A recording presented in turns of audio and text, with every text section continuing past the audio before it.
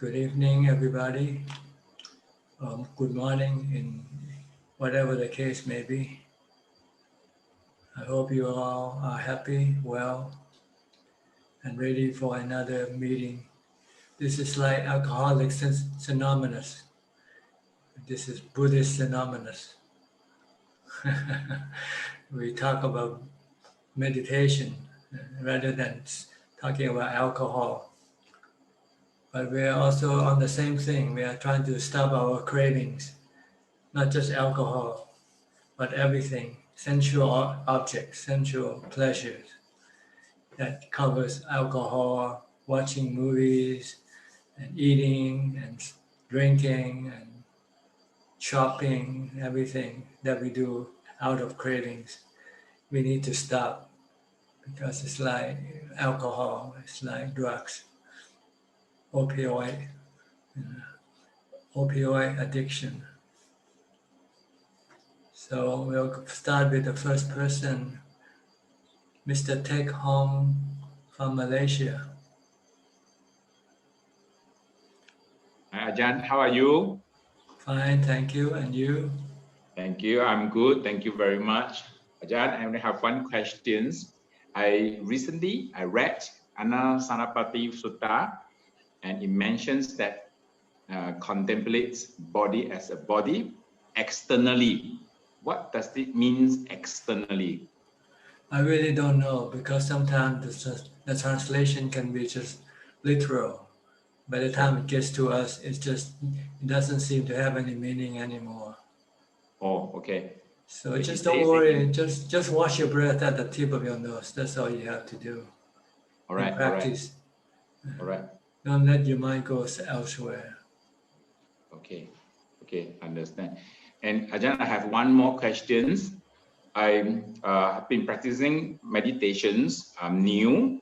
I tried to sit for 1 hour, but towards the 1 hour, I feel pain on my left leg. Yes. And I was trying to chant Buddha, and I was trying to ignore it, and I was trying to see it, but all don't work. I feel very painful. That's so because you look at what should I do? That's because you look at the pain more than you look at other things. If you can get your mind away from the pain, then you can live with it. You can continue on sitting. But if you keep going back to the pain, then you're not being mindful with your meditation object. So you should try to be mindful with Buddha. Yes, very distractive. Yeah, and don't pay attention to the pain at all. Yeah. Okay. So you need to be proactive in your Buddha. You might have to force yourself to keep reciting Buddha, Buddha, Buddha, Buddha, Buddha, Buddha, Buddha, Buddha, continuously. Okay. And don't forget about the pain. Want to get your mind focused on Buddha, Buddha, Buddha. Then your mind will be away from the pain, and then it will not create any cravings for running away from the pain. Then there will be no dukkha in the mind, no stress in the mind. Your mind will feel light and easy, and will not be disturbed by the pain of the body. Okay, actually very stressful actually. That's because you want to get rid of the pain, or you want to run away from the pain. See? And you could not. So when you could not, you become stressful. So what you have to do is really put your mind toward reciting the mantra Buddha, Buddha, Buddha, Buddha, Buddha. Try it for 5 minutes. You'll find you'll notice the difference. Yeah. Okay. Do it seriously. Do it earnestly. Not just doing just for a few seconds and then stop and wishing the pain to go away. Then you're creating more stress when you wish for the pain to go away. Okay, understand. All right. I'll try it later. Thank you very much, Ajahn. Thank you. Okay. Is that all? Yes, that's all. Thank you. Let me say hello to Go Seng from Malaysia also, I believe, or Singapore. Oh, yeah. Good evening, Ajahn from Singapore. Today I have a question, and the question is as follow. My understanding as a layman during our interactions with people like our family, our colleagues, our friends, and the general public, in the present context, we should apply the four immeasurables of loving kindness, compassion, appreciative joy, and equanimity. My question is, what should be the right thinking of a lay person with regards to loving kindness in our day-to-day interaction with people in the modern context? Yeah. Well, you don't want to get angry at them. You don't want to get mad at them. You want to be nice to them. This is metta, or loving kindness. Mm. And if they need any help, you want to be helpful. This is karuna. And if they are happy with their status, or they get a raise, or they get something good, you should express your appreciation. You should express your joy that they are having something good. Don't be envious when they are better. When they get something better than you get, you should show your your joy, your sympathetic joy. Yeah. And if they run into some trouble and there's nothing you can do for them, then you just have to have equanimity. Just if you try your best and it doesn't work, then you just have to let it go. And don't be sad, don't be mad at yourself, don't be angry at yourself for not being able to help them or do something for them. So this is the four Brahma Vihara, Metta, Karuna, Mudita, Ubekha. You use them under different situations, circumstances. Normally you use Metta when nothing, when you just meet people, you smile and say hello. And if you feel like sharing things with them, you have more than you can use. Maybe somebody this Christmas give you a lot of gifts and you don't know what to do with them. You can share with other people. This is metta. And if they need help, then give them the help they need. If they're happy with their gain, if they gain something, then you should show your, I can't think of the word, but be happy with them. Be happy with what they get. Mm. Even though it might be your girlfriend, just be happy with them. Don't get angry at them. If your girlfriend leave you and go live with your friend, you should be happy with your friend that he's got your girlfriend. You should not get mad at both of them. This is mudita. Mudita. Well, if your girlfriend is happy and your friend is happy, so you should be happy with them. You should not be angry. This is mudita, right? Okay. Anything else? Yeah, I think that's all, Ajahn. Thank you. All right. Mm. Let me say hello to Sri and Czech from Vancouver. Good morning to you. Must be early, 5 o'clock. Huh? Good morning, Yeah, Tanajan. good morning. Yes. Yeah, I like your opening, Tanajan. The about the alcoholic. Yeah, Synonymous, yeah. we are the meditation synonymous. Is that? Yeah. No, We are we are the, we are about the same thing. We are here to discuss our addiction. And yeah, Ajahn, we are all sick, and you're giving us the Dhamma medicine. yeah, give Sick you people. encouragement and how to deal with your addiction, how to give up your addiction. Yeah. Thank you, Ajahn. You have I to think see them as dukkha. Everything that you're addicted to are dukkha. They are causing you dukkha, causing you stress, causing you anxiety, causing you worry, fear. And your addiction to your body, for instance, is causing you a lot of anxiety, especially now with the spread of the virus. People are anxious, people are worrying because they're addicted to their body. See? They want to keep the body alive. They don't want to have the body disappear from them. So this body is an addiction, and the good feeling from the body also is an addiction. We want to have good feeling. We want the body to feel well all the time, not to give you any painful feeling. So when the body gives you some painful feeling, you become stressful. So you have to learn to accept that painful feeling is part of your life, part of the body. If you have a body, you're going to have painful feeling. You're going to have sickness sooner or later. But you don't get sick with your body. This is the wisdom that you have to teach yourself. You are the mind. You're the knower, the thinker, not the body. The body doesn't care when it gets sick. It doesn't complain anything, right?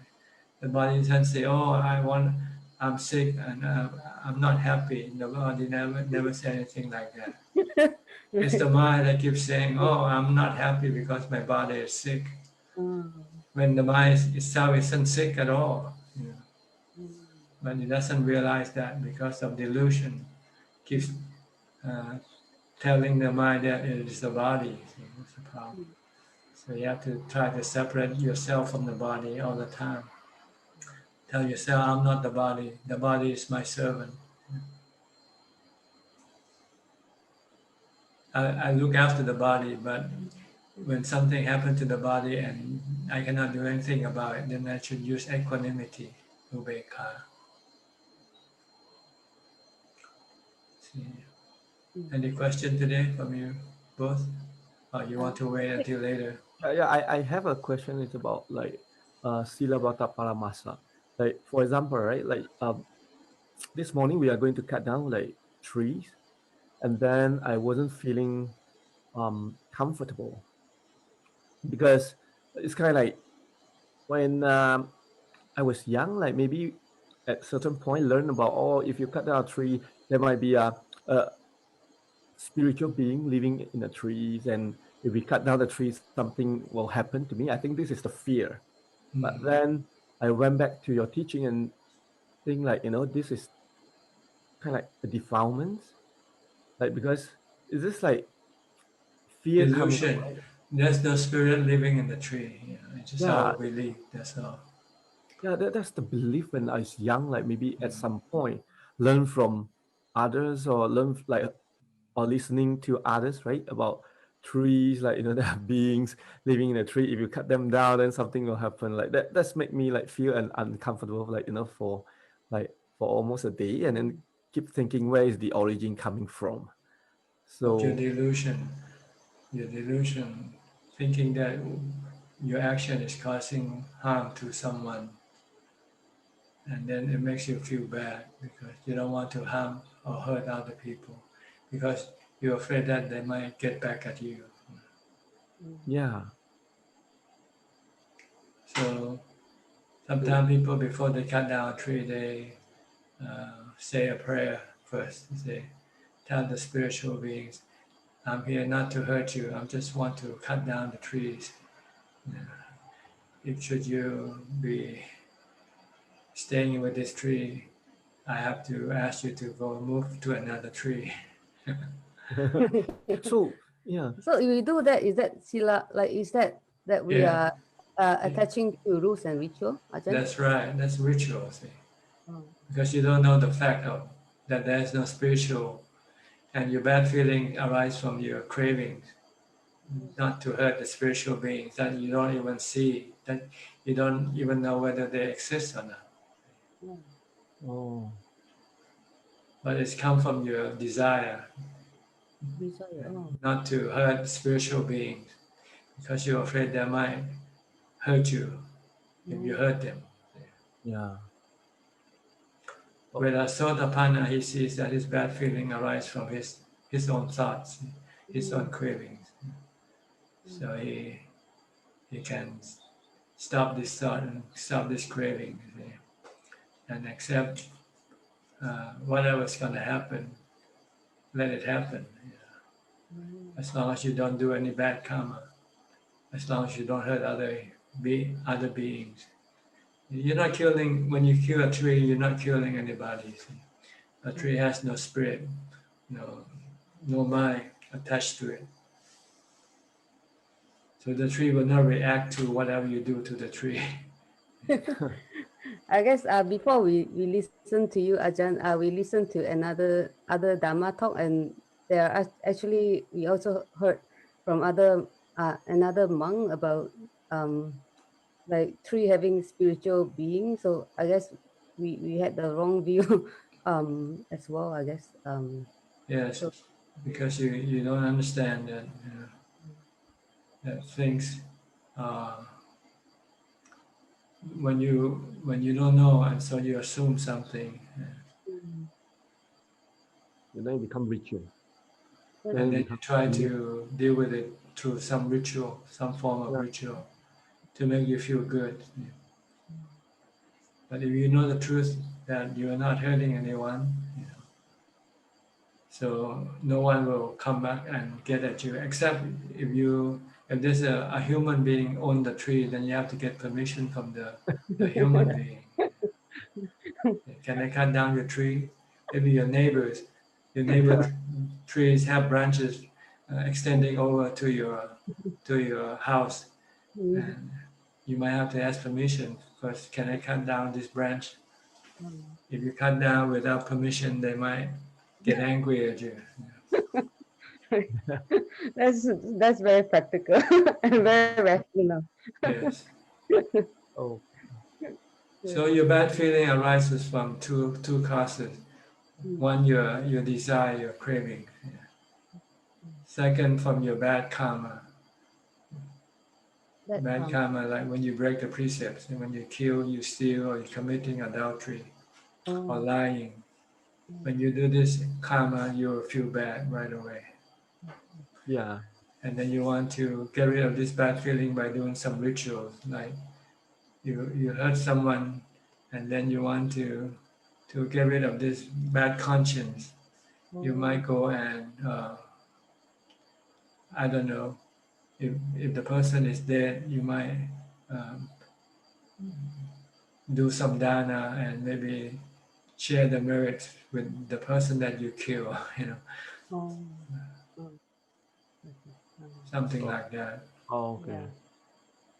Yeah, we couldn't find the origin, why So this craving is the main cause. craving of breaking the sila is the cause. Breaking the silas will make you feel bad. See? When you steal some people's money, you feel bad. Yeah. But you don't want to return the money, so you do some rituals to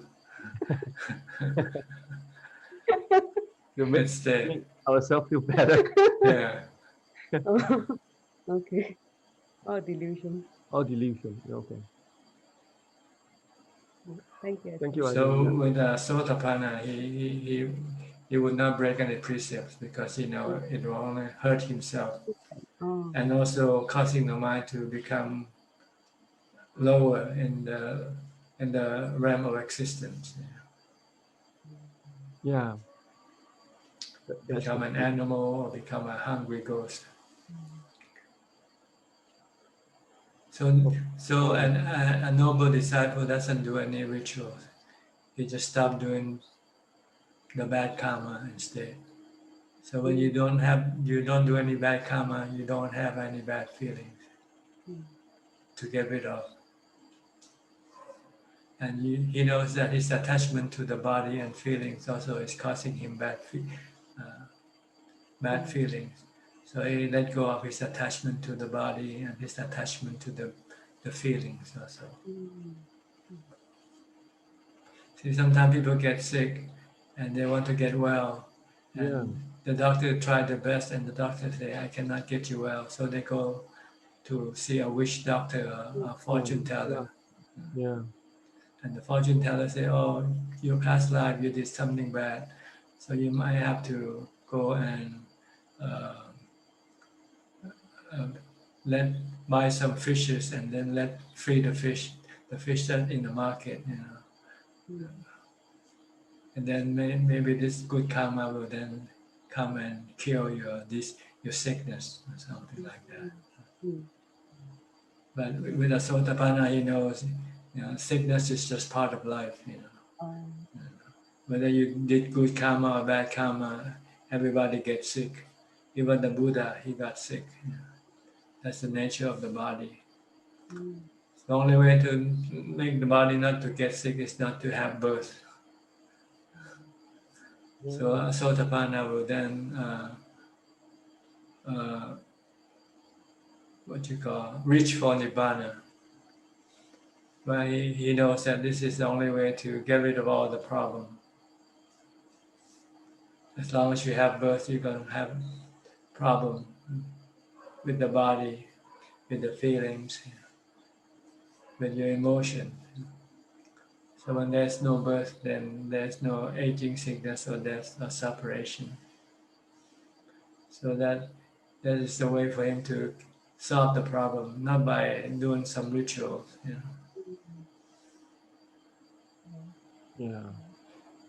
He'll keep the precept, following the teaching of the Buddha. The Buddha teaches three actions. First, avoiding doing all bad karma. Second, just do good karma. Third, purify the mind. Get rid of your cravings, your desire. Once you do this, then you can stop rebirth. Once there's no birth, then there is no problem like we are facing right now. We have so many problems every day. There's always a new problem for us to deal with. Small, sometimes big, but there's always problem, right? Yeah. There's always something that will make you feel bad, not happy. But when there's no birth, then there will be no problem to solve. Okay? Okay. Yeah. All right.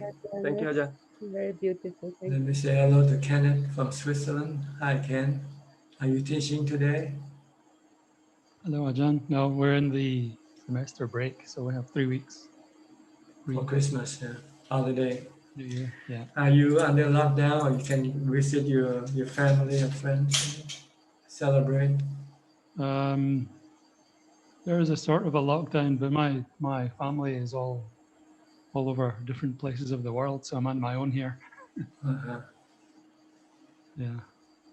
Are you English originally, or are you Swiss? I'm Scottish. Scottish. Okay. Yeah.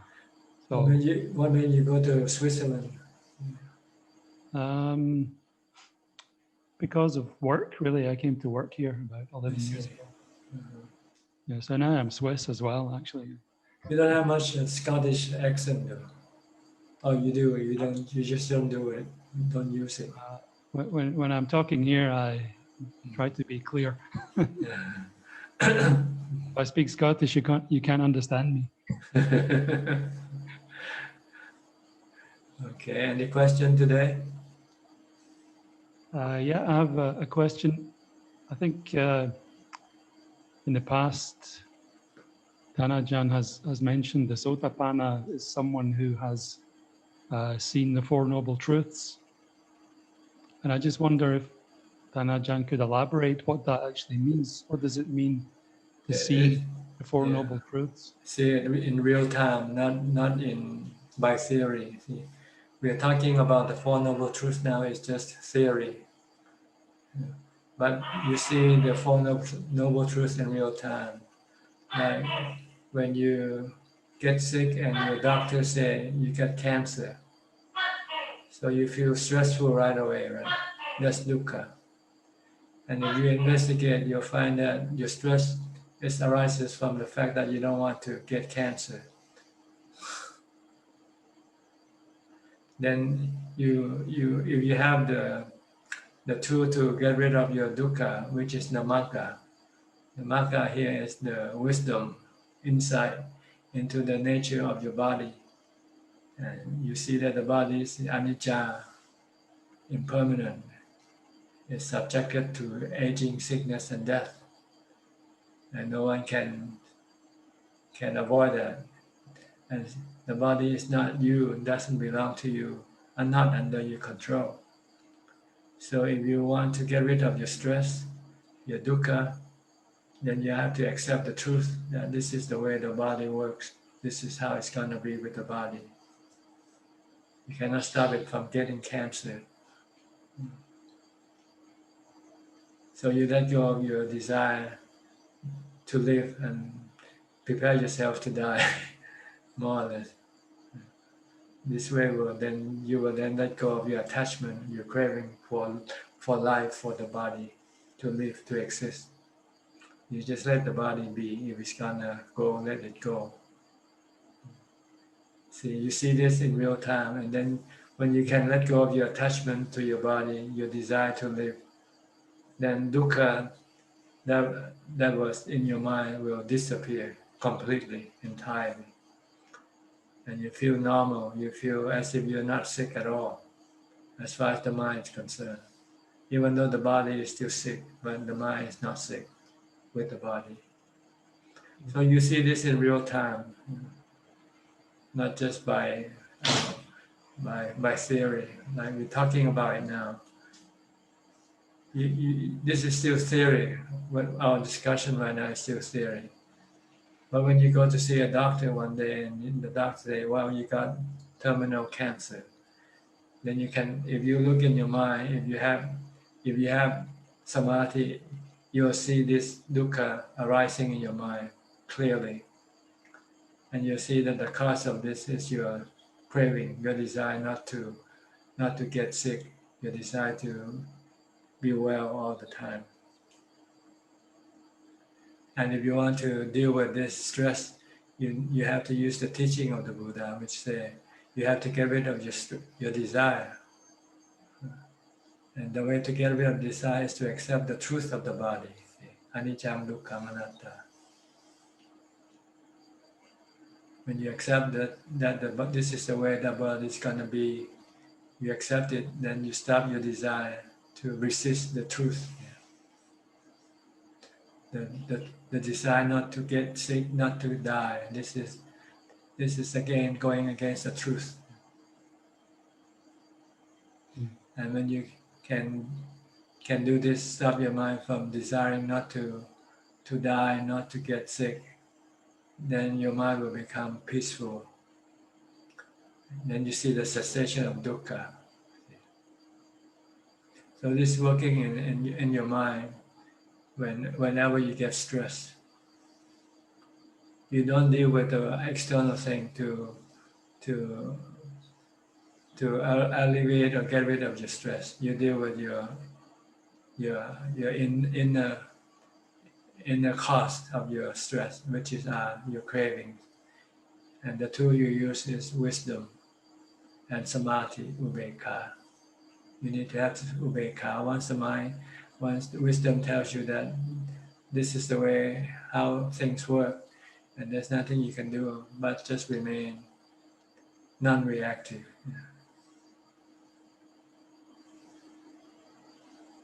So do you see now that all your problem arises from the three cravings? The sensual pleasure, craving for being, craving for not being. Yeah. And the tool to get rid of your stress is to see that everything is anicca, dukkha, anatta. Then you will stop your craving for things that are anicca, dukkha, anatta, like the body, like your feeling.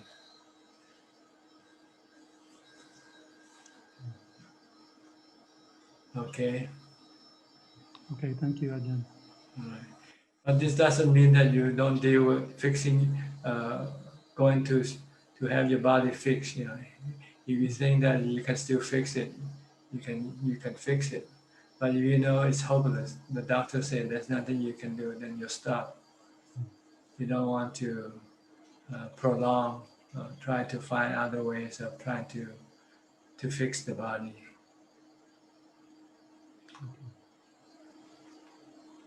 Okay.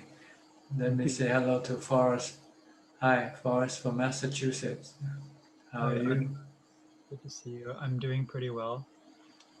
I have a few questions today. So first, so I'm staying at home with my family, and my family often, watches movies or has long conversations or things like that. And I feel like I don't know how much to join them versus to go back to my room and meditate. And then sometimes if I want to, I don't feel like I have the strength to leave and meditate. And then afterward, I feel bad and I get angry at myself. So I guess my question is both how can I have the strength to not accept or to kind of leave? And then also how to forgive myself if I make a choice which I feel like makes me less happy. Well, the problem is you let your mind think, see. So you should stop thinking. Just recite the mantra. Make your mind calm, then you can decide to do whatever you want to do, and you will not feel bad about it. But if you don't have mindfulness, then your thought will keep thinking, and it usually think in the way of defilement. You want to make everybody happy, but you cannot. You see, either you're happy or they're happy. So you have to choose one way or the other. If you want to make them happy, then you join them. If you want to make yourself happy, you go away, you get out of the whatever meeting that you are in with. You cannot have them both ways. You cannot make them happy and also make yourself happy. Unless you look at it as this is as charity. You stay with them, talk with them just to make them happy. And you think that this is a charity, you might feel good.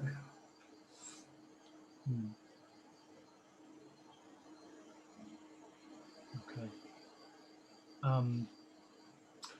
So another question I had is about if I'm trying to use the breath as my meditation object in order to enter samadhi, then sometimes I feel like my mind is trying to see the breath, like visually see it, and then when my seeing starts to disappear, then it still is like trying to see it again, and then that breaks the concentration. So how do I deal with that? Just keep watching your breath. Just keep watching your breath. Don't go to other things. I'm not sure what you're talking about. If you're seeing your breath, then you're okay. I guess I mean I feel like I'm trying to use my eyes to see like some light or to see the breath. Don't use your eye, use your mind. Feel the breath. Feel the breath at the tip of your nose coming in and going out. Okay. To feel it without seeing it. Yeah, you don't need to use your eyes to see your breath. You cannot see it anyway. Your breath is, okay. You can only feel it.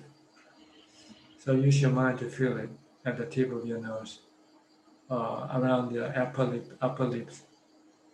That's when the air comes in and goes out. Okay. It will contact there.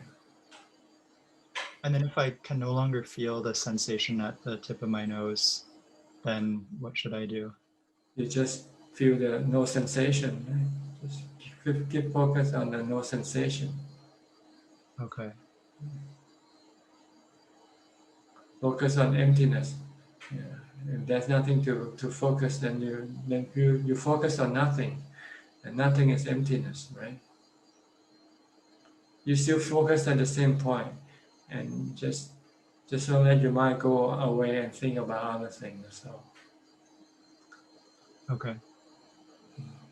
And I have one more question, which is that is it possible to show someone too much metta if they become attached to you, or is that not something you should worry about? All people can be attached to anything. Yeah.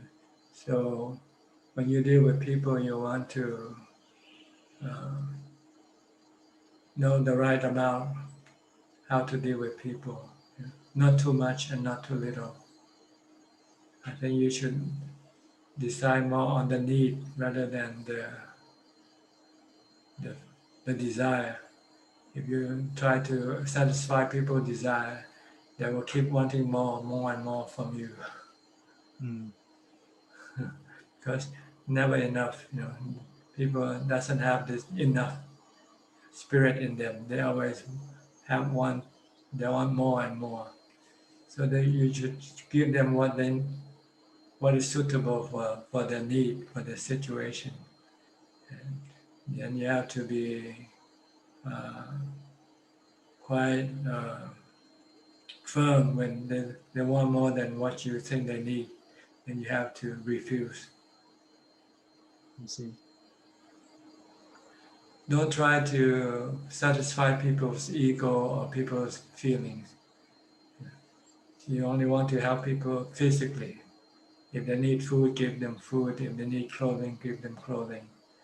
But if they just feel lonely and they want to be around you, and then you say, no, you have to learn to be alone. You have to grow up.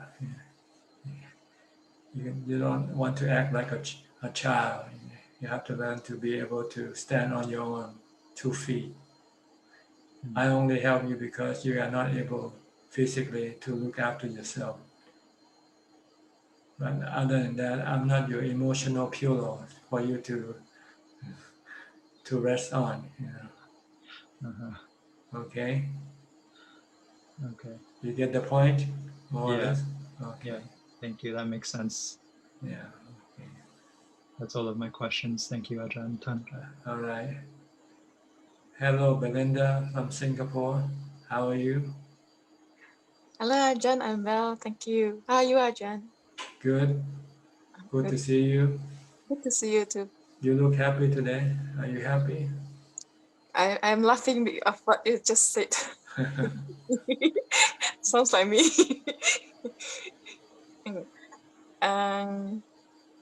I have a question about Sotapanna.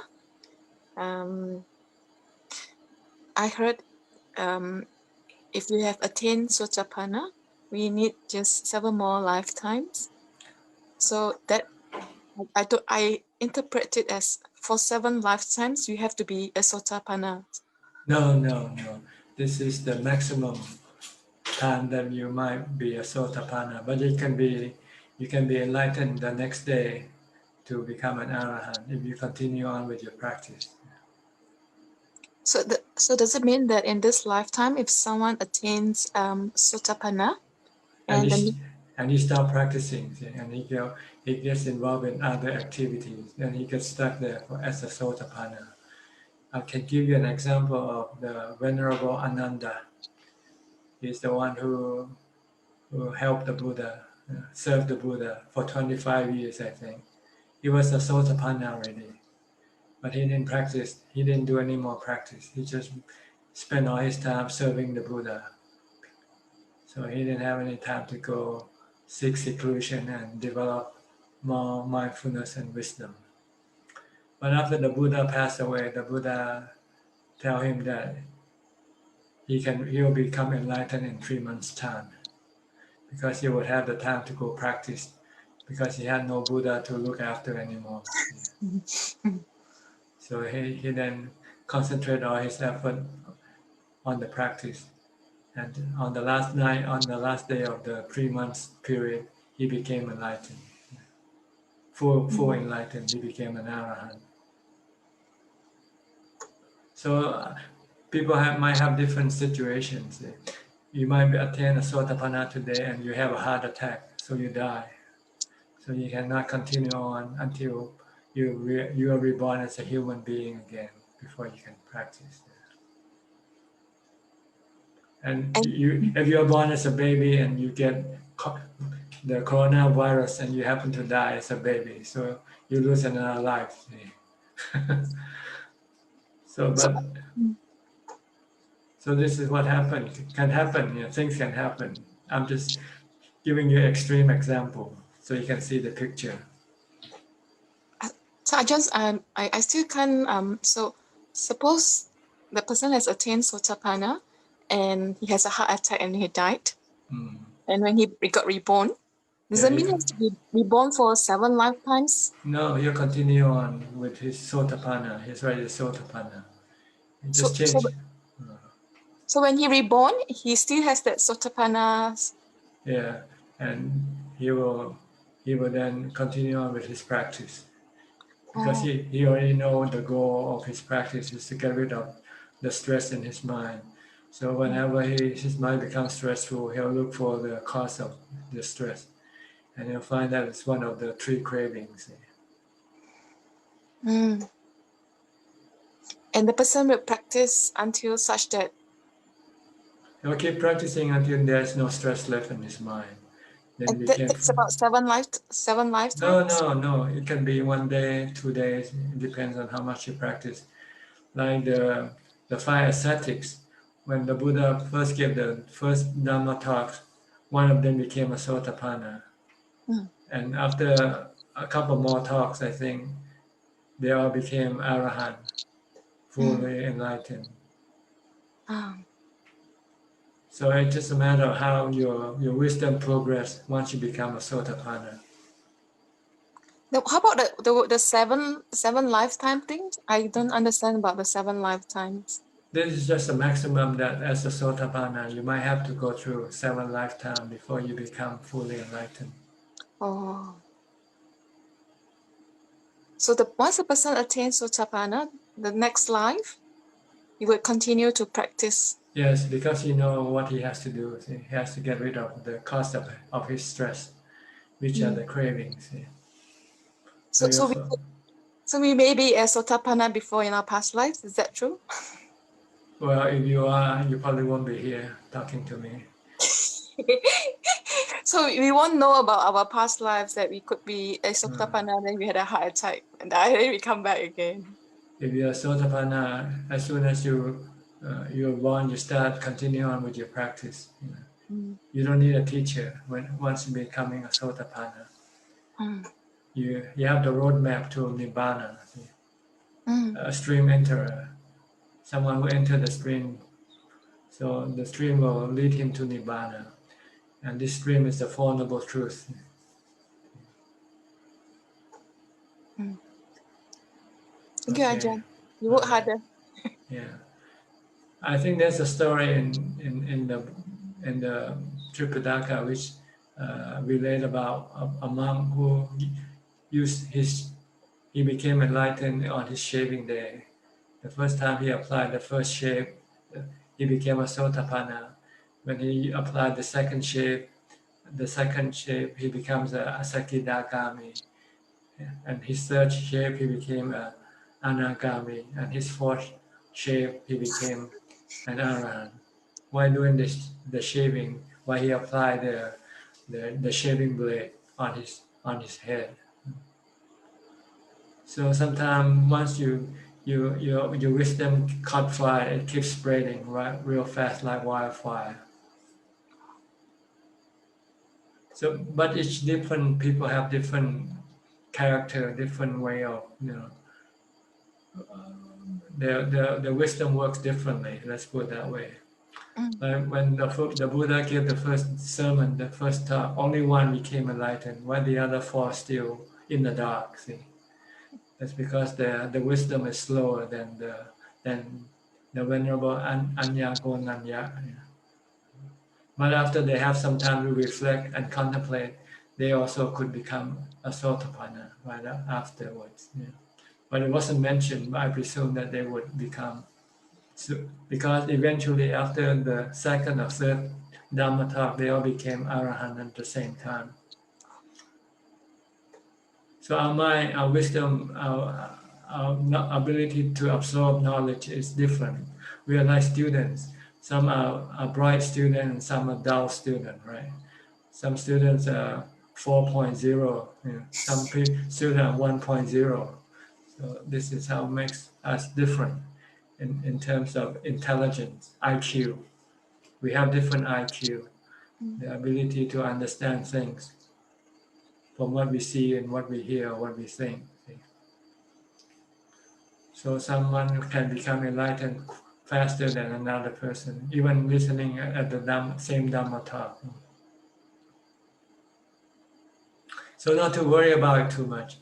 What you should worry is trying to get more mindfulness, get more samadhi.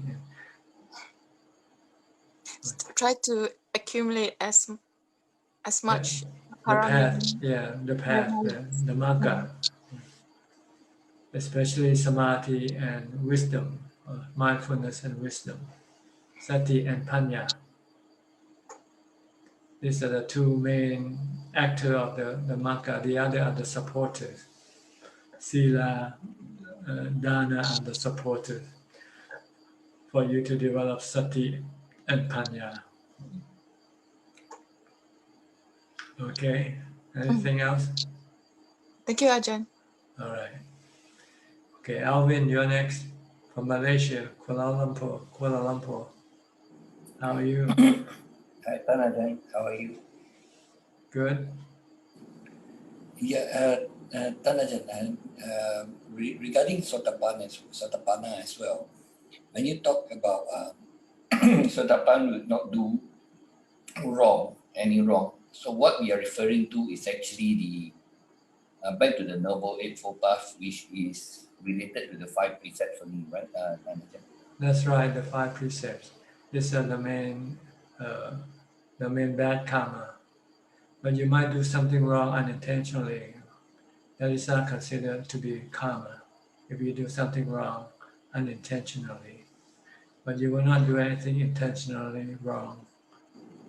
You will not break the 5 precepts intentionally.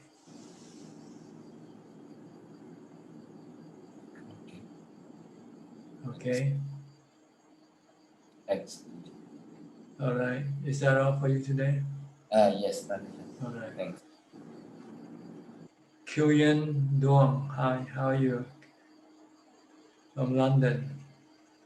Hello, Ajahn. I have no questions today. No question. Okay. Joseph, you're next. From Malaysia. Hello, Ajahn. How are you? Good, thank you. Yeah, Ajahn. Yeah, on the topic of craving, as you were sharing just now, I just want to know if does the knower have craving, or is craving from the 4 namakhandas?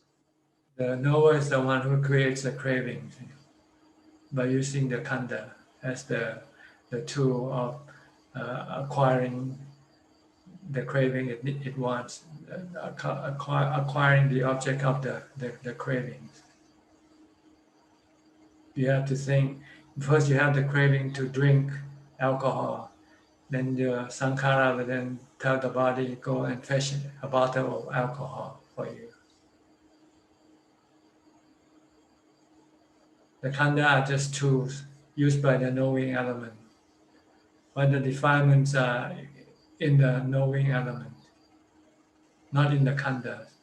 See, when the Buddha became enlightened, he got rid of all the defilements in the knowing element, but he still have the 5 khanda, the khanda, and he used the knowing pure mind uses the 5 khanda in a good way, in the beneficial way, not in the way that will hurt himself or other people.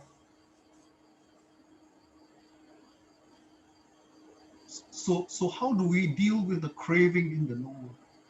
Just resist it. Every time you want to drink alcohol, just don't drink it. Every time you want to go out of the house for pleasure, just don't go out. Stay at home, meditate. Resist your craving. Like people want to stop drinking, they just have to resist their desire to drink. Every time they desire to drink, just don't drink. And then eventually the desire will disappear.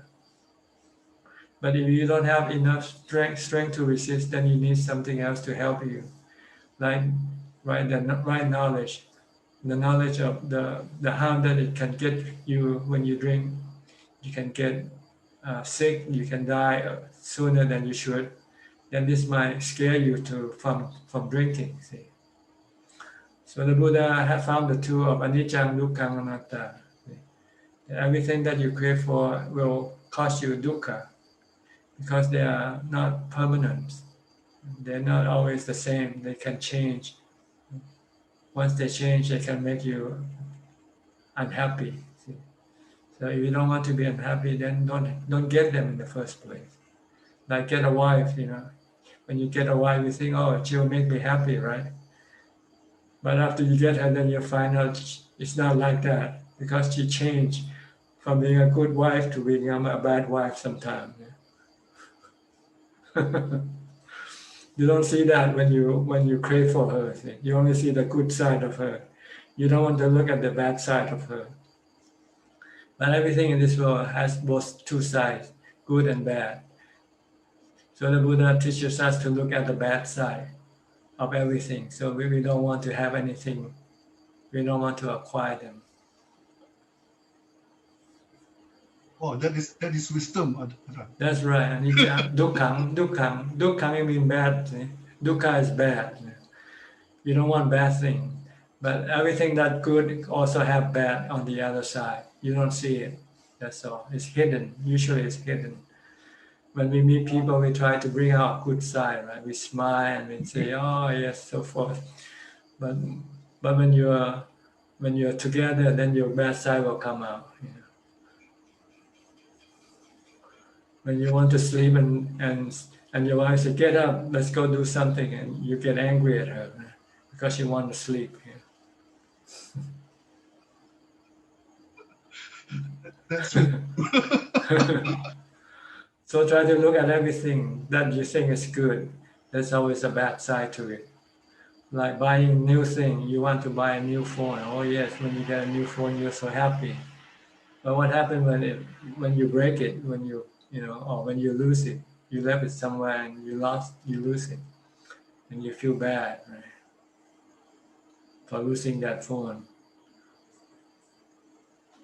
So everything has two sides, right? That's right. Everything has sukha and dukkha. But we only see the sukha. We don't see the dukkha. And we don't see anicca. See, we see everything as permanent. Once it's good, it's going to be good all the time. Not that.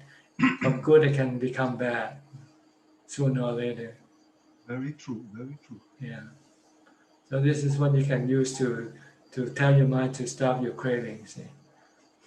Once you know that you're gonna buy something that will hurt you, you say, "Oh, I better not buy it. I better save money.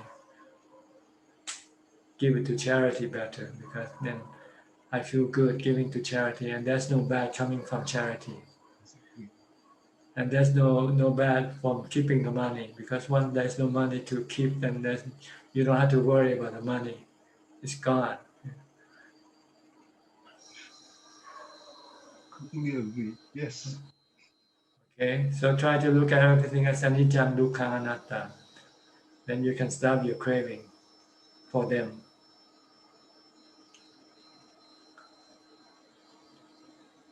Okay, this is okay. good. Yeah. All Yeah, right. that's good. It's wisdom, Ajahn.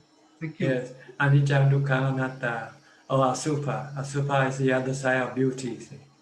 You tend to see people as beautiful, good looking, but you don't see the other side of the people. When they die, they become a corpse, or you don't see the inner parts of the body.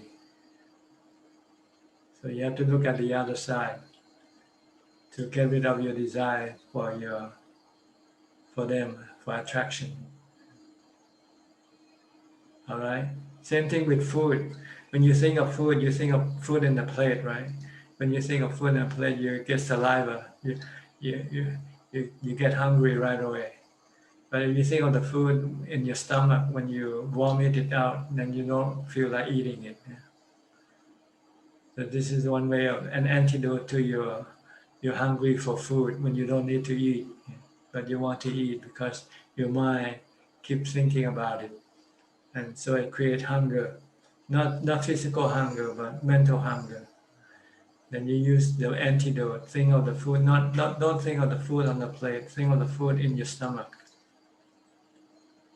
And when you vomit it out, when you don't want to take it back inside your body, right? So these are antidote to kill your cravings, to get rid of your cravings.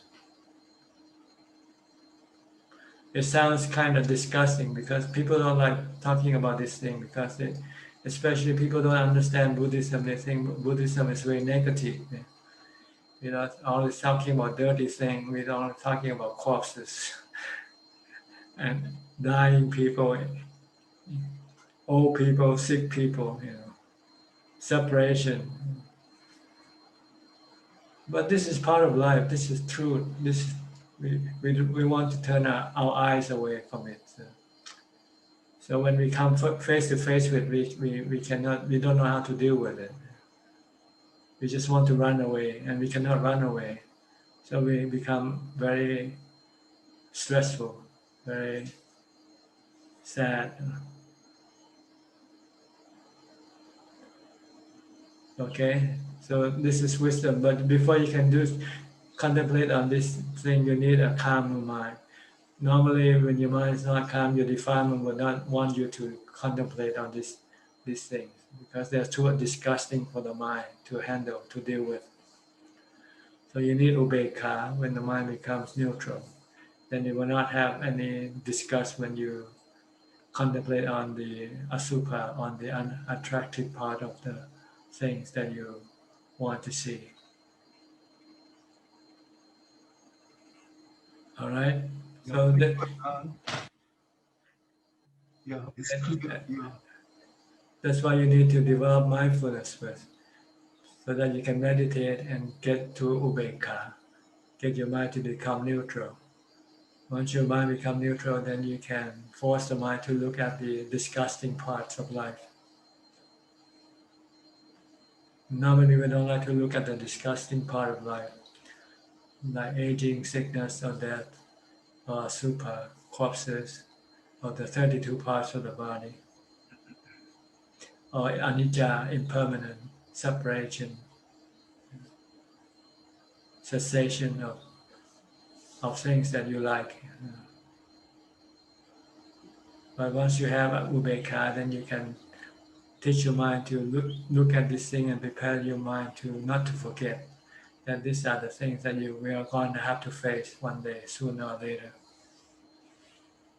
And when we come face to face with them, we will not be hurt. We will have no stress. We can arise above them. All right? Thank you, Ajahn. All right, okay. Next, I think it's Christopher Han. Where are you from, Chris? Unmute your microphone. Okay. Singapore. Okay. I have 3 questions. Is okay? Sure, go ahead. Okay, the first question, because you kept talking about body. So the body is the senses, the 5 senses. It's within the body itself. Sensual organs. The body has 5 sensual organs. Yes, which is the 5 senses: the ear senses, the eye senses. Yes. Okay.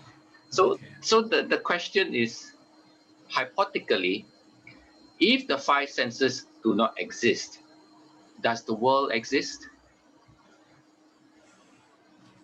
Well, the world can still exist without human and animals, which have sensual organs. It can still have forests, it can have still oceans, and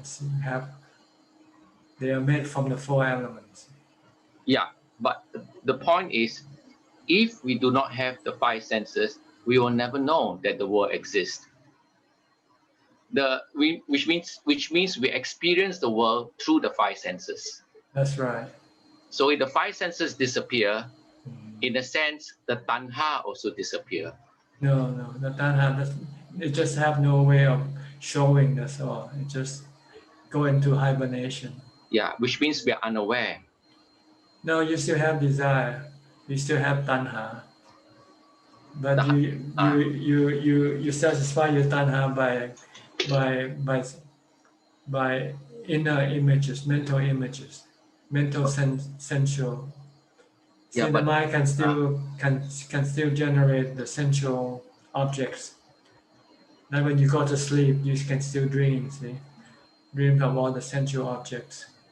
But we are aware of the dreams, or we are not aware of the dreams. You were aware of the dream when you were dreaming, but when you awake, you will realize that it was just a dream. But when you were dreaming, you would not know that you were dreaming. You were saying you were in real life. It's real. Yes. Yeah. So but in that sense, it means the mind is conditioned. If the mind is unconditioned, means you are not awake.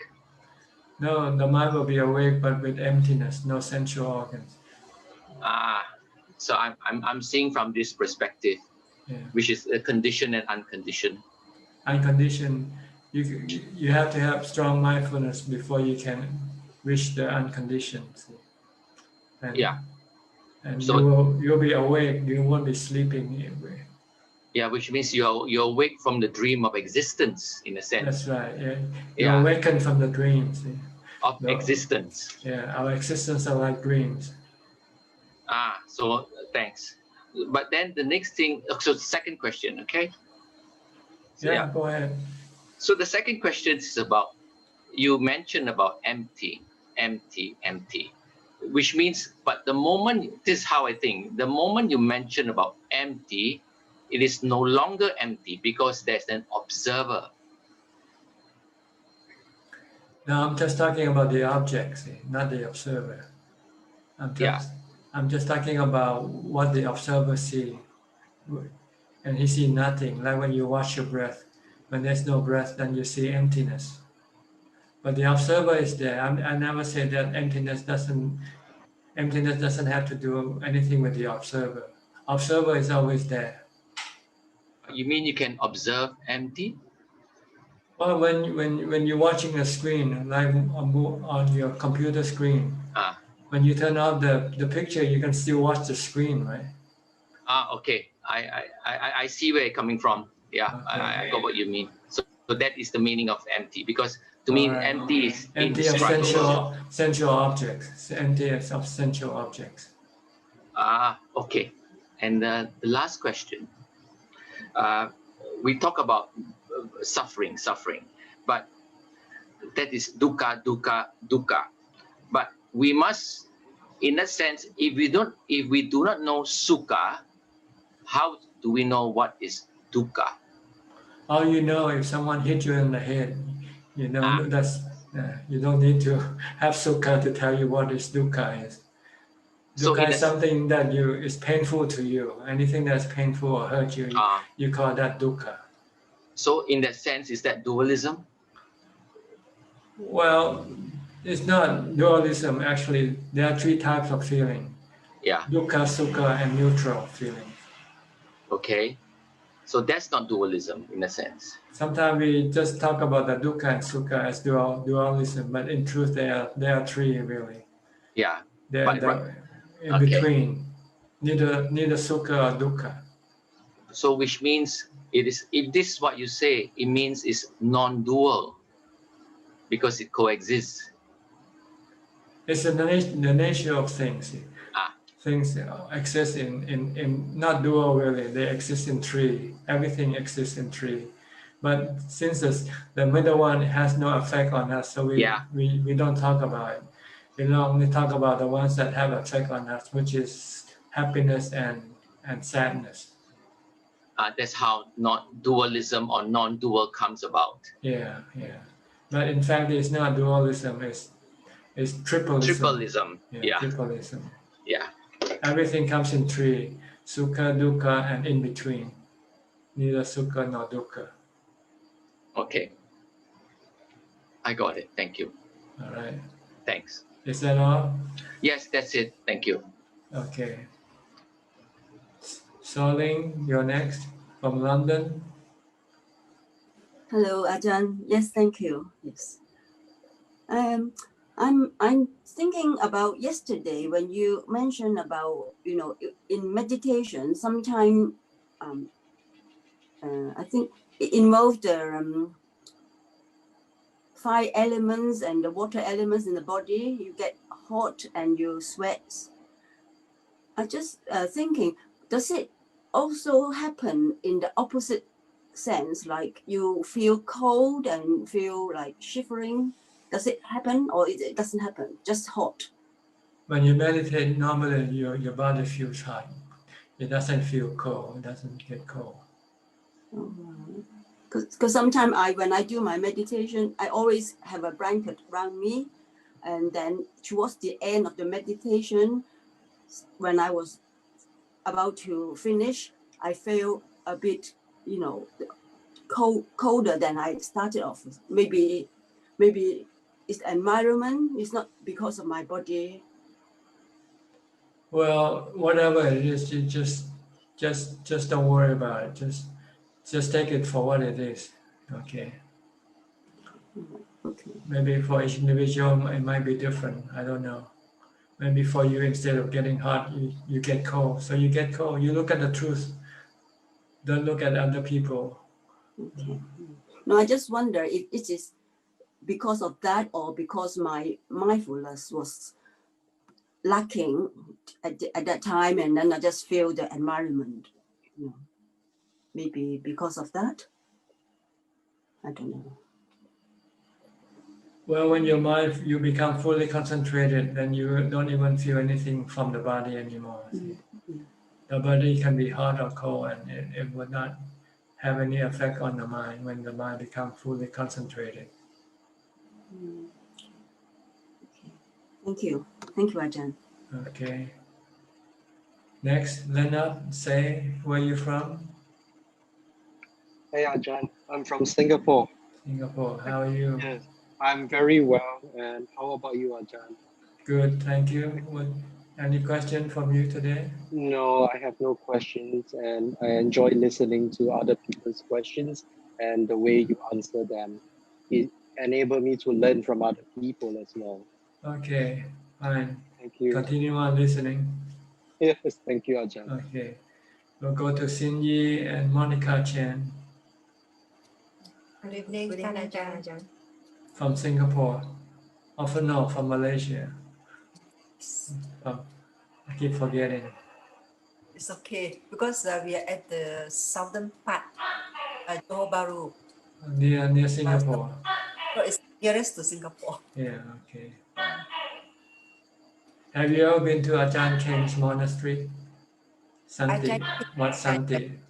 Yeah, we just got back from there this over a few days. I see. Yeah. Is there a place for lay people to stay and practice? Yeah, we went and stayed. So they have places for kutis for men and women to stay. Individual cottages, or you have to sleep in dormitory? For the men, I'm not too sure. I know there is a dormitory above the kitchen for male and female, and then for women there is individual kutis as well. I see. Okay. And now they are building more kutis for the females. Yes, good. I think there's more interest in the practice now from the female. Yeah.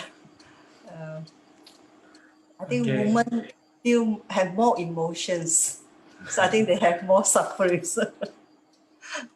No, I think we are all the same. The mind is the same. The mind is non-sexual. The mind is defilement. And we all have defilement. That's true. Yeah, Ajahn, during this trip when I stayed over there, during one of the sitting meditation, I have this dropping sensation. But then somehow I think I thought maybe I should start to contemplate. But after that, the body keep on dropping, having this dropping sensation. So during this sitting meditation, there was quite a numerous dropping sensation. Was it something that I did wrong? No, it's normal because the mind entering more into calmer state, it feels like dropping from a higher place. So you should not worry about contemplation when you do meditation, because you will be in conflict. When you contemplate, you start thinking, and then you reverse the process that you've been doing, trying to stop your thoughts from thinking. So don't do any contemplation when you do meditation. Only do contemplation after you're not meditating. Like when you're walking meditation, then you can contemplate anicca, dukkha, anatta. So that means I should actually keep just maintain calmness throughout my sitting meditation. That's right. Using mindfulness to calm your mind and then keep it to remain calm for as long as possible. And during one of the sitting, I see normally I see a very bright mind, but this round it display different type of colors. I just look at it, but not wanting to go into it. But then it keep on showing. You should ignore them. Don't pay attention to them. You should pay attention to your meditation object only. So that means to say that once I see, I should quickly come back to your meditation object. Either Buddha or whatever you used, whatever you were using, come back to that object. So that means if I start observing, it will show more things, right? Yes, that means you're not mindful anymore. You stop Buddha, you stop watching your breath. Then you allow the mind to more activities. These are created by the mind, see? Or what you see are created by the mind. Mm-hmm. Okay. And your goal is to stop your mind from creating anything. Mm-hmm. Okay. Okay. So, yeah. By the way, Ajahn King now is in Australia. Oh, really? Yeah, I think he's stuck there. He cannot come back yet. Oh, I so see. Now Bante Lee is in charge. I see. Okay. Thank you, Ajahn. Just now you were talking about during walking meditation, we can contemplate on anicca, dukkha, and anatta. So normally, how do we go about it? Because normally, like for walking meditation, what I do is mostly I'll do left, right, left, right, left, right. So after that, how should I contemplate? If let's say I would like to contemplate on it. If you want to contemplate, you can contemplate on the impermanent nature of things, your possession first, your external possession, like your house, your money, your present status. Yeah.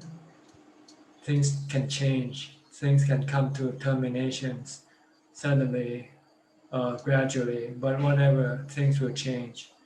Eventually you'll have to come to separation from all the things that you have.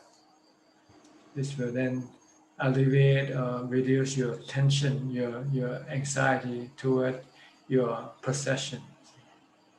And people also, people you deal with, your mother, your father, your relatives, they are all impermanent. They all are subjected to termination sooner or later. So this is what you want to teach your mind and prepare your mind for this eventuality. So when things happen, you don't feel sad. If you don't prepare yourself, you don't contemplate and teach your mind this truth. When it happens, it can make you feel very sad. Yeah, so so that means like when I'm walking, then I will contemplate, is it? Or it depends on what you want. If your mindfulness is not strong enough, your samadhi is not strong, then you just want to develop mindfulness first. But once you have strong mindfulness, strong samadhi, and you want to develop wisdom, then you can do that when you're walking. Okay, thank you, Ajahn. Thank you, Ajahn. Okay. Let me go to Sonlin online. How are you? From Sri Lanka, right? How are you? Yes. From How are you, Vietnam. Good. From Vietnam, living in Sri Lanka. Okay. How long have you been a monk now? Now 16 years. 16 years. I see. Yeah. 16 pansa. 16 vasa. 16 pansa. I see. Yeah. Okay. So, anything you want to ask today? Luang Por, I have two questions today. So the first, when we're talking about Upachara Samadhi and Appana Samadhi, right? Yes. So how do we know when we got Upachara Samadhi? Upachara Samadhi is a special samadhi. Not everybody can access this. From what I heard, there's only about 5% meditator who can access this Upachara Samadhi. But for everyone, they can access to the Appana Samadhi, which is the fourth jhana. Which one first? You have to have the Appana Samadhi first before you can enter into Upachara Samadhi. Yeah, and after we got the four jhana, right? Yes. Yeah. But if you don't have the ability, you will not be able to access Upachara Samadhi. Yeah. You will just be in the either in the fourth jhana, or you can go deeper into the Arupa jhana. But you will not be able to enter the Upachara Samadhi. Only someone who has this special ability can go into the Upachara Samadhi. Yes. So you shouldn't worry about Upachara Samadhi, because you don't want to go in there anyway when you're not yet enlightened, because you can be distracted. Yeah. You want to stay in the Appana Samadhi to strengthen your mind with equanimity, so that when you come out of Samadhi, you can have a strong mind to contemplate on Anicca, Dukkha, Anatta, and Asubha. Yeah, I see. And the second question is, so how when we can see time lapse in the past or time lapse in the future? This is Upachara Samadhi, and yeah, you have to have the psychic power to be able to recollect past lives. Yeah. So how many time lapse in the past when we got Upachara Samadhi? Well, the Buddha said he wants to go back to the origin of his birth, and he could not find it. He keep going back. It's so numerous. There's no seem to be a beginning at all. Yeah. So he stopped and he says it's useless to know this information anyway. It doesn't help you to get rid of your dukkha or stop your rebirth. So the Buddha doesn't recommend us to spend time on this thing. If you have Upachara Samadhi, try to avoid it. Don't go into it. Because yes, Lord. Some people say we can see 7 time lapse in the past. Well, they can say anything they want. They can say anything they want, But you have to find out yourself better. Whatever people say, use the Kalama Sutta. If you cannot prove yet, then just don't. You don't have to believe or disbelieve. You just listen. Yeah, and we can see the time lapse in the past of another person or not. I don't know. I'm not an expert on this thing, so I cannot give you the answer.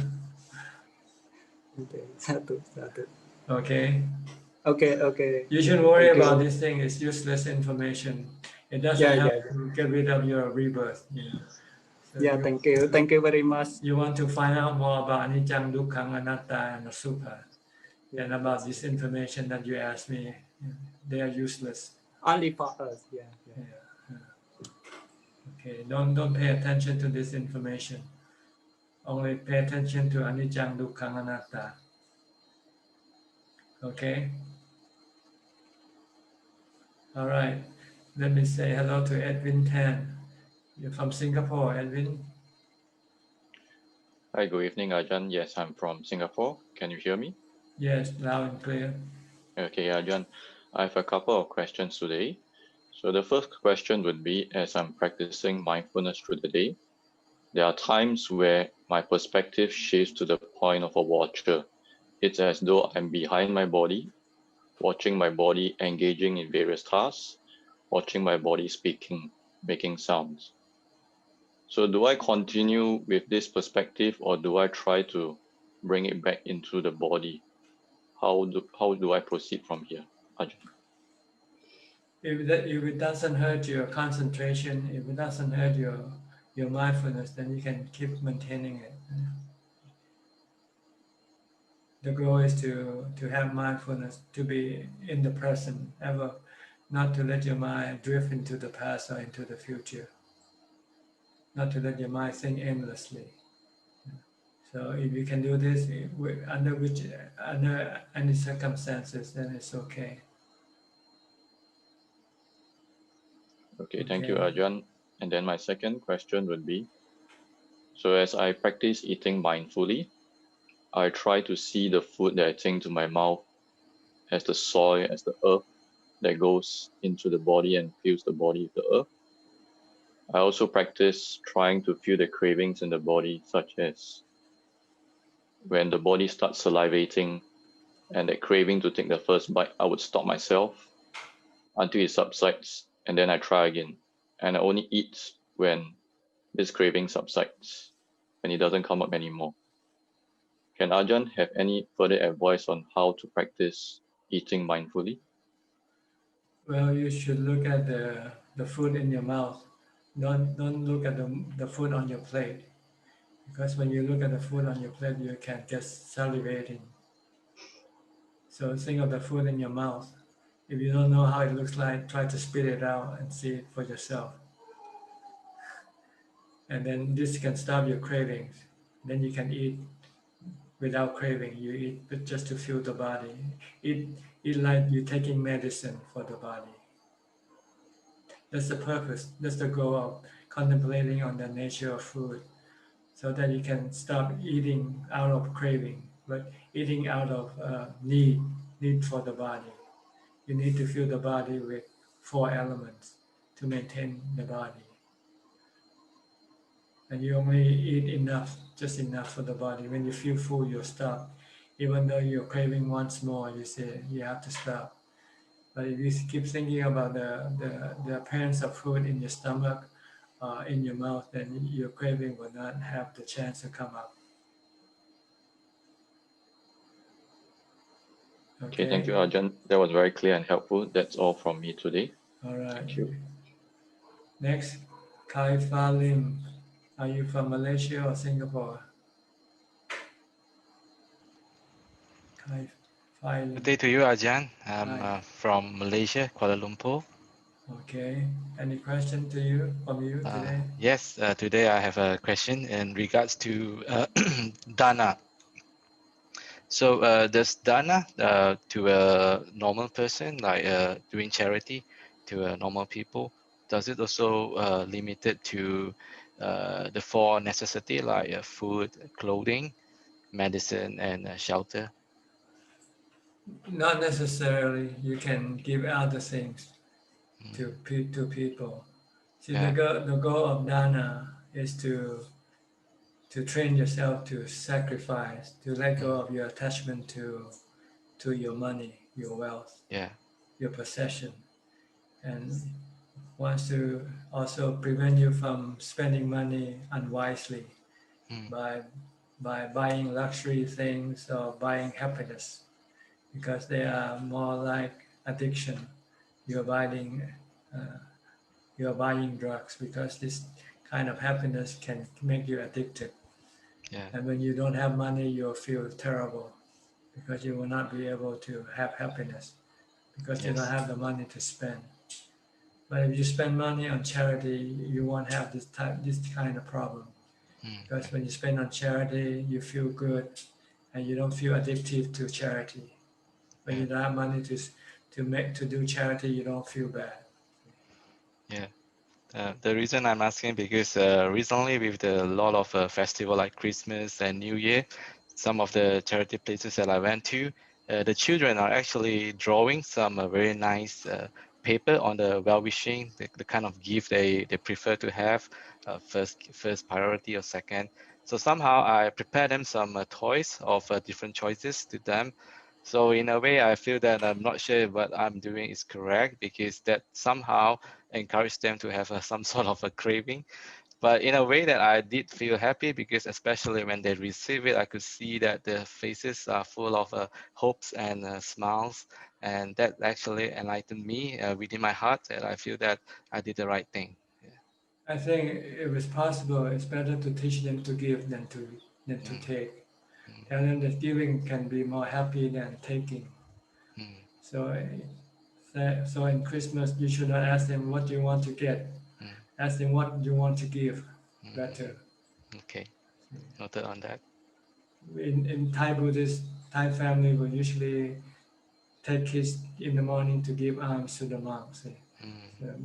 So instead of getting, they're giving. Because giving gives you better happiness than getting. Yeah. More long-lasting happiness. When you give something, even a month or two from now, you look back at what you give, you still feel happy. You still feel good. Yes. But if you think of what you get a couple of months from now, and you look at what you get, and you feel you want to get something better. Yeah, exactly. So if it's possible, rather than give them things, ask them what they want to give. And if they don't have, you give them the money for them to buy, and then they can give them to whoever they want to give it to. Yeah. Like maybe they see poorer children around. Yes. And they don't have gifts, for instance. They don't have anything. So ask them, you want to buy something and give it to these poor children? They might not have a sweater because it's cold. They might not have food, whatever they need. Okay. Give the things they need better than give the things they don't need. Yeah. Because they can spoil them. You give the things they don't need, like Yes. toys and luxury items. Sure. Noted on that, Ajahn. That's all I have for today. All right. Hanumodana, Ajahn Sadhu. Next, Get Yen So from Penang. Hi, how are you? Good evening. I'm good, thank you. I do not have any question today. I'm just listening, Ajahn. Okay. Now let me go to Philip then. Hi, Philip from Kuala Lumpur, Malaysia. Good evening, Ajahn. How are you? Good, thank you. And you? I'm well, thank you. Okay. I got two questions tonight. Kind of also related to earlier questions. The first question is that I've been reading a lot of journals lately, scientific journals, that there are now experiments to prolong or to regenerate the body, which they believe that a part of aging is because the body cannot regenerate itself. With that, they believe that they can prolong life to maybe 500 years old or whatever it is. My question is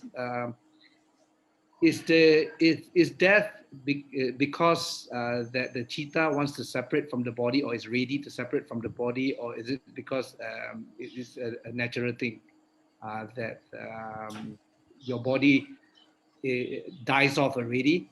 And if these scientists are successful, can the mind stay in the body like virtually forever? Yes, if as long as the body exists, the mind will still be connected to the body. But I think whoever think of prolonging life will be sorry later on, because there will increase population in the world, because there will be no people dying. So there will be lots of people born, and they'll have problem with population.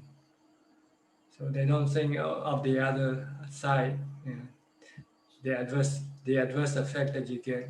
It's like creating an atomic bomb. They think, oh, it's a good weapon. Yeah, we can solve all the problem just using one bomb. But then you are then encouraging other nations to also producing more atomic bombs. Then eventually you're going to end up using the atomic bomb, killing each other, killing the rest of the people in the world.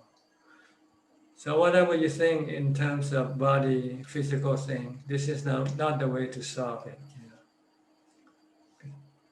The way to solve it is to use the Buddha's path to enlightenment, the Noble Eightfold Path. Once the mind is happy, then it doesn't need the body.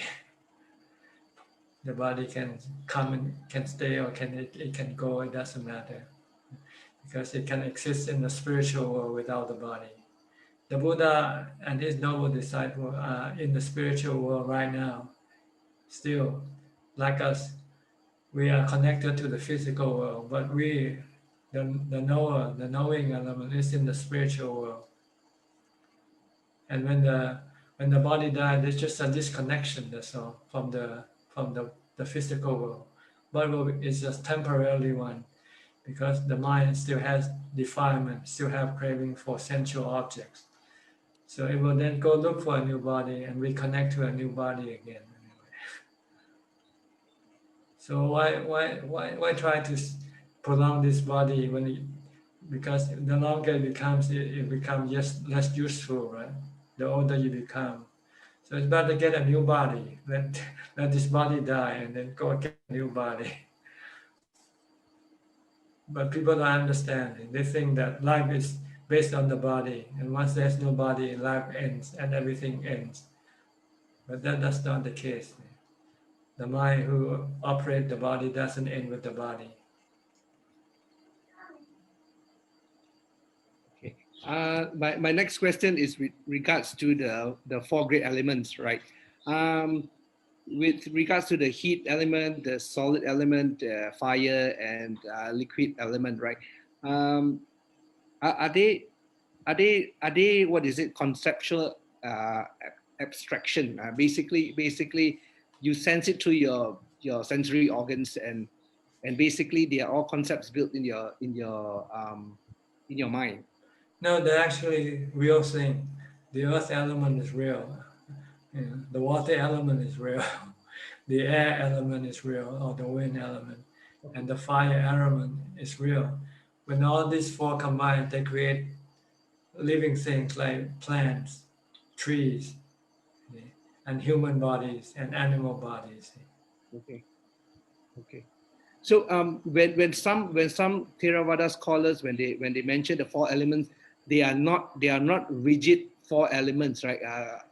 Based from the traditional four elements. What do they mean by that? These four elements are not rigid four elements. They are four physical phenomena of a natural thing, and they have different characteristics. The earth element, they are solid as their characteristic. The water element is the liquid characteristic, and the heat element is the temperature, the fire element. And what's the other one? Water element is the liquid, solid, liquid. Temperature, heat is the temperature, and the gas, the air is the gas. So these things usually interact with each other or combine with each other to produce different stuff.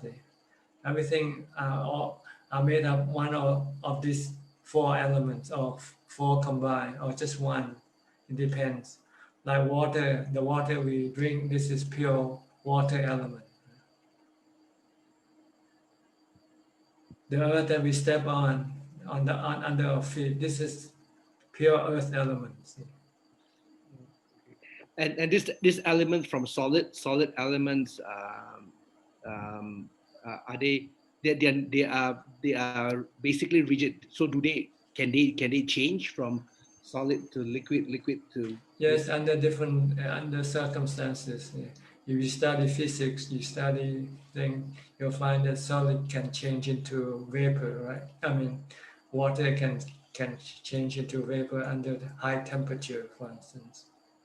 Okay, so is it because of the heat element which causes these things to constantly change? That is why, Ajahn, you mentioned it, that the first element that leaves the body at death is actually the heat element, and then after that everything goes back into its natural state. No, the first one is actually the air element. When you have no air breathing, the body stops functioning. And when the body stops functioning, then the heat that is generated by the interaction of the four elements will then disappear because there is no more interaction of the four elements in the body. Okay. And then the fluid will come out, will separate from the solid. So just look at the four elements like a building blocks of all living things. Okay. Living things rely on the four elements to form. When you plant a tree, you have to keep putting water into it, right? Without water, you just plant the tree in the earth. Without water, it will not sprout, it will not mature, it will not grow. So you need the right combination of the four elements to create living things. And there's no consciousness in them. See? The consciousness is only in the fifth element called the knowing element. And the knowing element will only connect to a living thing that has the five sensual objects, five sensual organs. It will not connect to a tree, to a plant, because they don't have the five sensual object or organs. It will only connect to the body of human or the body of animals. Because they are craving in the knowing element, craving for sensual pleasure. So it will then seek the body of the human or the body of animals. If it's under the influence of bad karma, it will only be able to connect to the body of animals. It's only when after the influence of the bad karma has dissipated, then it will be able to connect to a body of a human being. Okay? Okay. Okay. And they just connect and then disconnect. The four elements form and they dissolve and then reform again. Back and forth like this. Yeah. Ajahn, the thing is that it forms back and forth too fast, and it gives a perception that it is permanent. If you're not mindful enough to watch these things forming and disintegrating and moving in and out of this state of illusion of being permanent. Well, it takes 9 months to form a body, right? Yeah. By the combination of two drops of liquid, one from the father and one from the mother. Yeah. Once it combine and then start create the 32 parts within about 9 months time, then the body will be completely formed and it takes birth and then it continue on growing by the support of the four elements that you keep feeding it to the body. You're breathing in all the time. You're taking the air element, the wind element. The food you eat are made of solid and liquid. And heat, because sometimes you cook the food, so you put heat in the food also. But there is also heat from the chemical reaction when the solid and liquid interact with the air element, the gaseous element. It can also produce heat. If you study chemistry, you'll find that. So this is how they work. It's actually the work of chemistry. The body is a chemistry, formation. It has nitrogen, oxygen, all the elements. But in Buddhism, we just reduce down to the four basic ones. But in chemistry, they can divide it up to many more differently because they have the ability to study the different structure of the elements. But they're still elements, really. And there's no self, soul, or anybody in this element.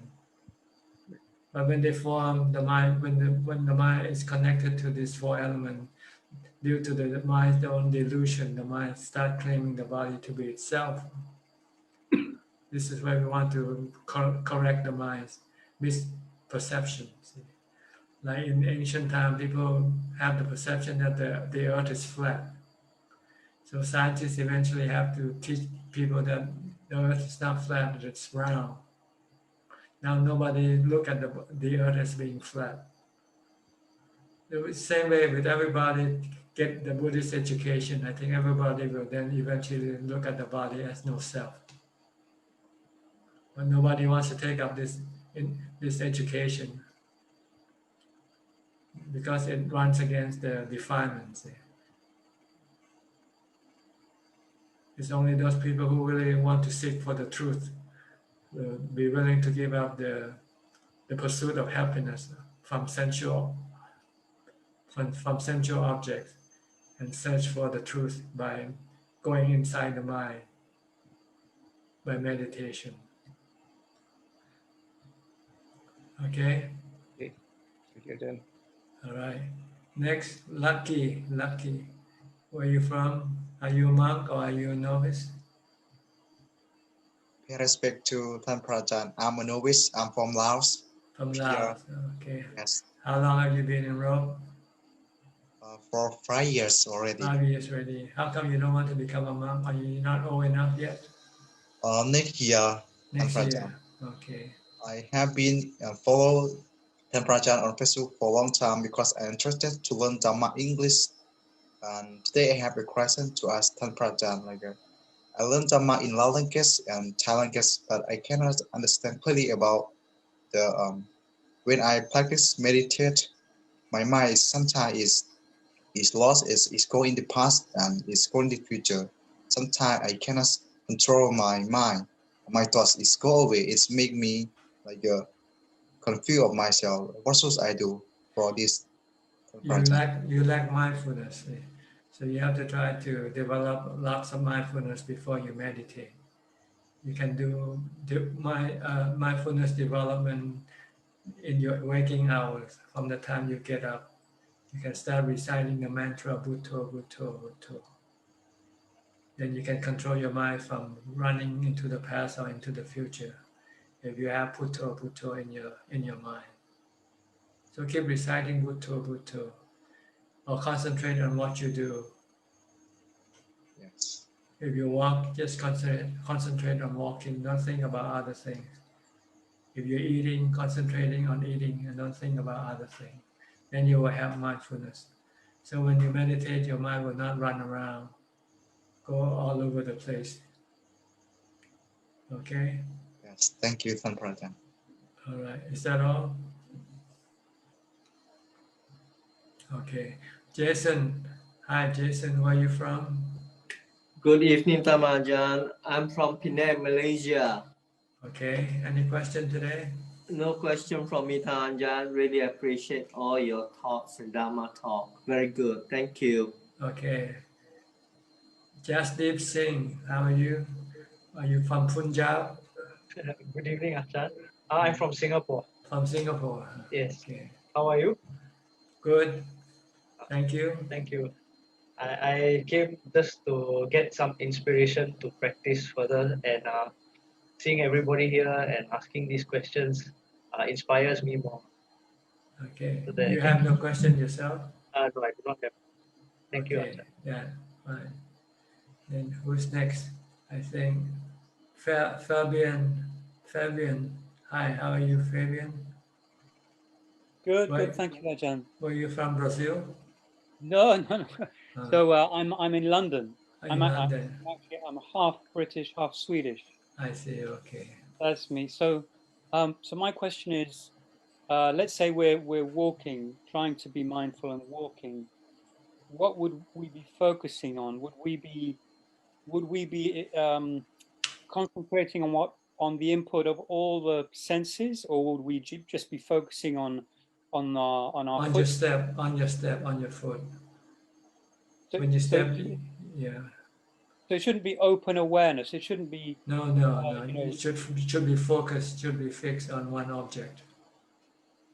Okay, and that should be the movement of the body. Yes, whatever you do, if you moving your hand, just keep watching your hand.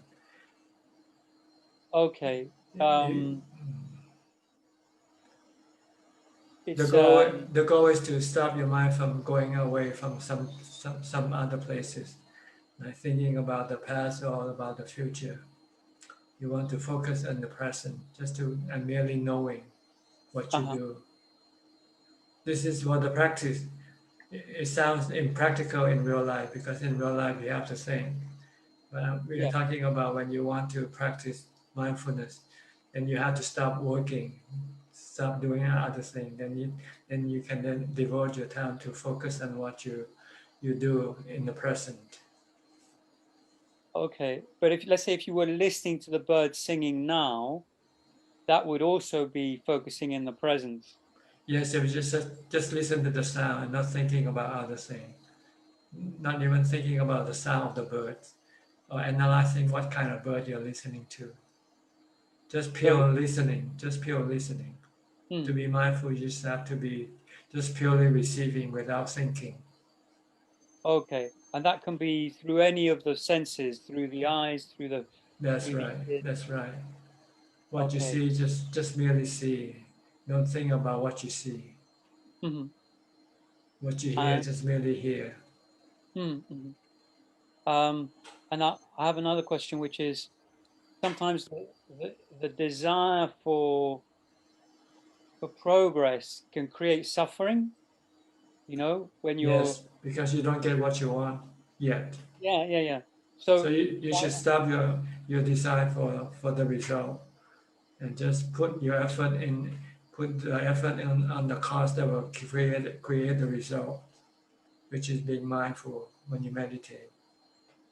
So it's okay. Let's say if I use Buddha, I find that I get craving comes in. But if I focus on the breath, then it's much easier just to observe, you know, without being greedy. So is it better then to focus on the breathing? Either one should work the same. You can just focus on Buddha without wanting to get the result. Or you can watch your breath, and the same thing. Your desire cannot come up with on either method. See? So you have to stop your desire for the result, and just focus on what you do. If you recite the mantra, just recite the mantra and don't expect any result from your reciting. If you're watching your breath, just keep watching your breath without desiring for any result from your watching your breath. The result will come naturally from what you do, not from your desire. Yeah. Okay. And my last question is, I see that there are reports that some people suffer psychological effects from mindfulness meditation. There's a study at Brown's University in the US where you know, and there's actually a Facebook group about it. So some people seem to experience what they perceive to be negative effects. You know, they become very anxious, or something happens to their nervous system. What do you think? You know, what do you think is happening there? I think because they don't have mindfulness. When you get stressed, it means you don't have mindfulness to control the generator of your stress, which is your thoughts and your desire. But if you have mindfulness, strong mindfulness, you can stop your thoughts and your desire. And then there will be no stress, no anxiety, no worry, nothing. I think part of the problem is they only practice very minimal, and they expect a lot of result. And by this expectation can cause stress in them already. Do you think that there are things that meditation can bring up, you know, from the unconscious, maybe past traumas or experiences, which can then, you know, things can arise as a result of just No, not at all. The real result you get from meditation is emptiness.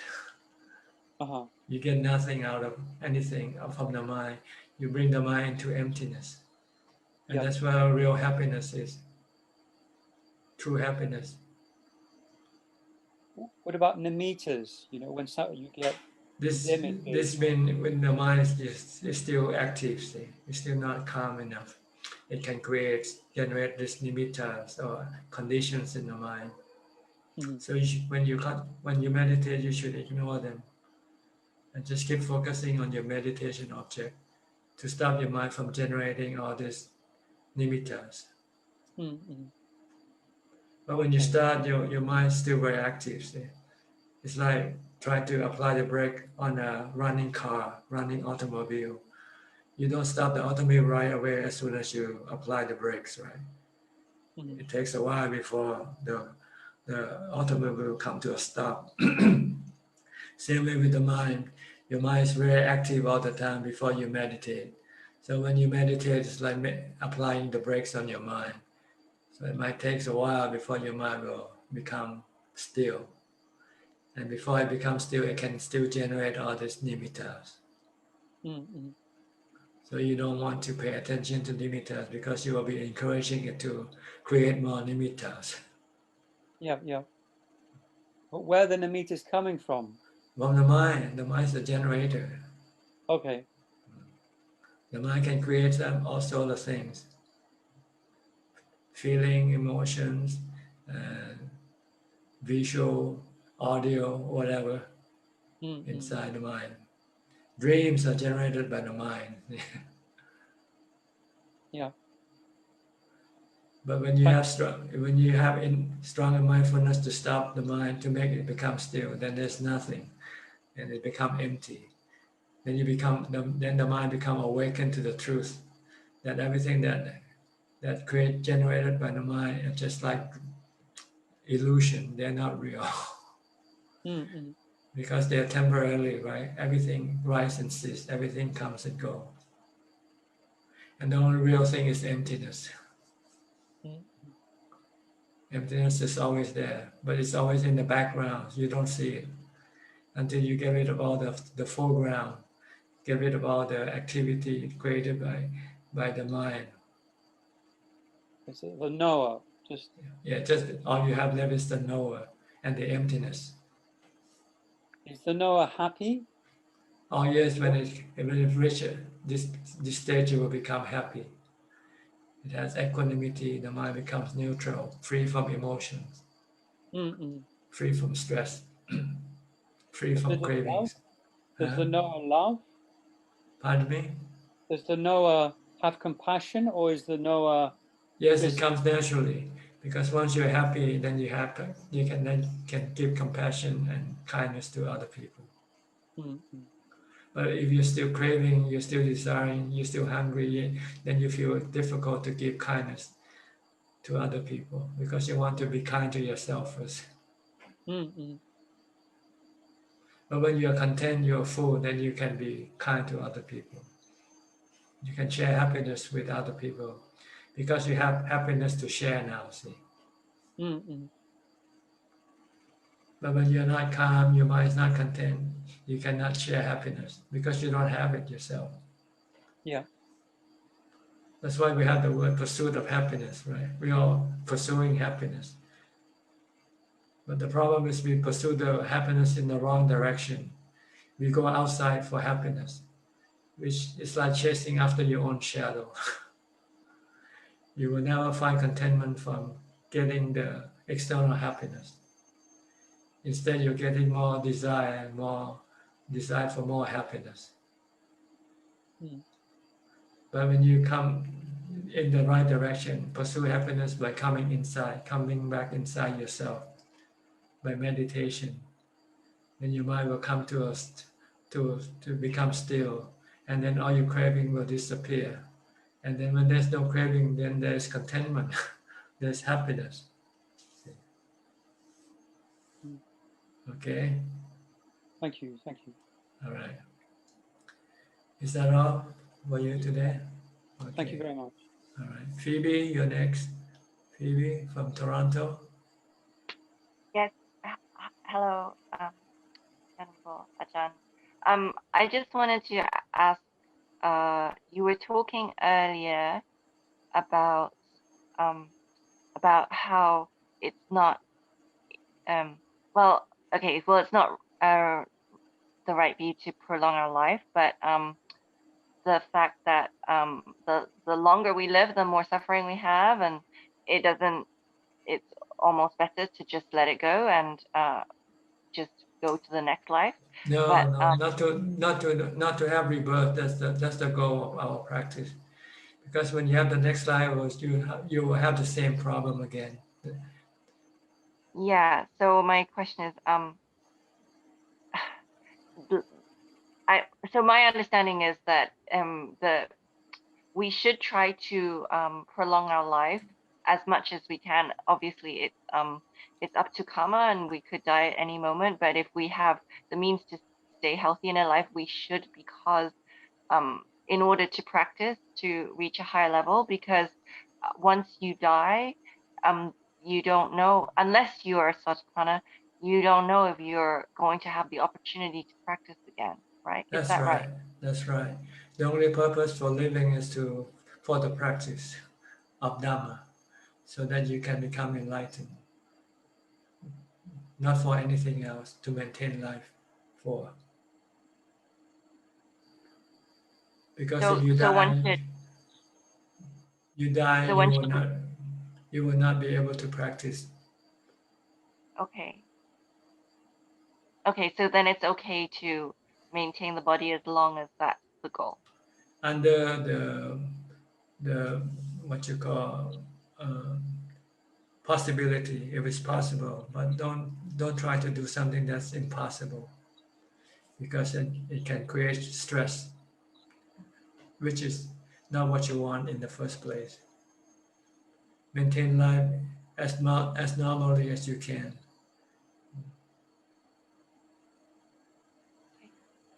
Okay. But if you should lose your life, then you just have to accept it's your fate, it's your karma, maybe. Because we don't know when we're all gonna die. There are many factors that influence our death, and our karma is one of it. But there are other factors also that can influence our death, like our environment, like the situation around us, whether living under a war-torn country, for instance, then the likelihood of dying is much greater than living in a country where there's no war, no fighting. But we try to maintain our life in the best way we can. But for the purpose of developing mindfulness and wisdom, for enlightenment, not for the purpose of enjoying life from your sensual organs, from the sensual objects. Okay? Thank you. All right. Next, Dhamma talk in English. Hi, how are you? Where are you from? Are you a monk? I think you must be a monk. No, may I pay high respect to Venerable Ajahn. Yeah, I'm from Cambodia. Cambodia. Yeah, so I have many questions. Are you a monk? Are you a monk? Yes, I'm a bhikkhu, right? A bhikkhu. How long have you been a monk now? Yes, a monk. How many years? 17 years old, right? I became a monk. You became a monk when you were 17 years old? Or No. You have been a monk for 17 years? Yeah. Okay. So I have a question. I want Ajahn to explain what is a right understanding that is the way to become enlightenment. Okay. What is right understanding here, right? The right understanding is the understanding of the Four Noble Truths and the understanding of anicca, dukkha, anatta. See, so you have to understand that your suffering, your mental suffering are caused by your craving, your desire, kama tanha, bhava tanha, vibhava tanha, and you can only get rid of your suffering by stopping your desire or your craving by the practice of sila, samadhi, and panya. So this is right understanding. So then once you know this, then you know what you have to do.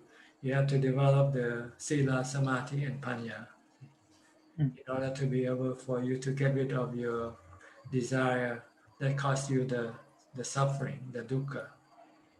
yeah. So it's hard to see what is suffering. When you're not happy, that's suffering. When you're not happy, you're suffering already. Okay. When you feel sad, that's suffering. Yeah. So when you feel lonely, that's suffering. When you worry, that's suffering. When you have anxiety, that's suffering. Okay. What my understanding here is not focused on when we know that we do charity is good for us, is very important for us. It's not.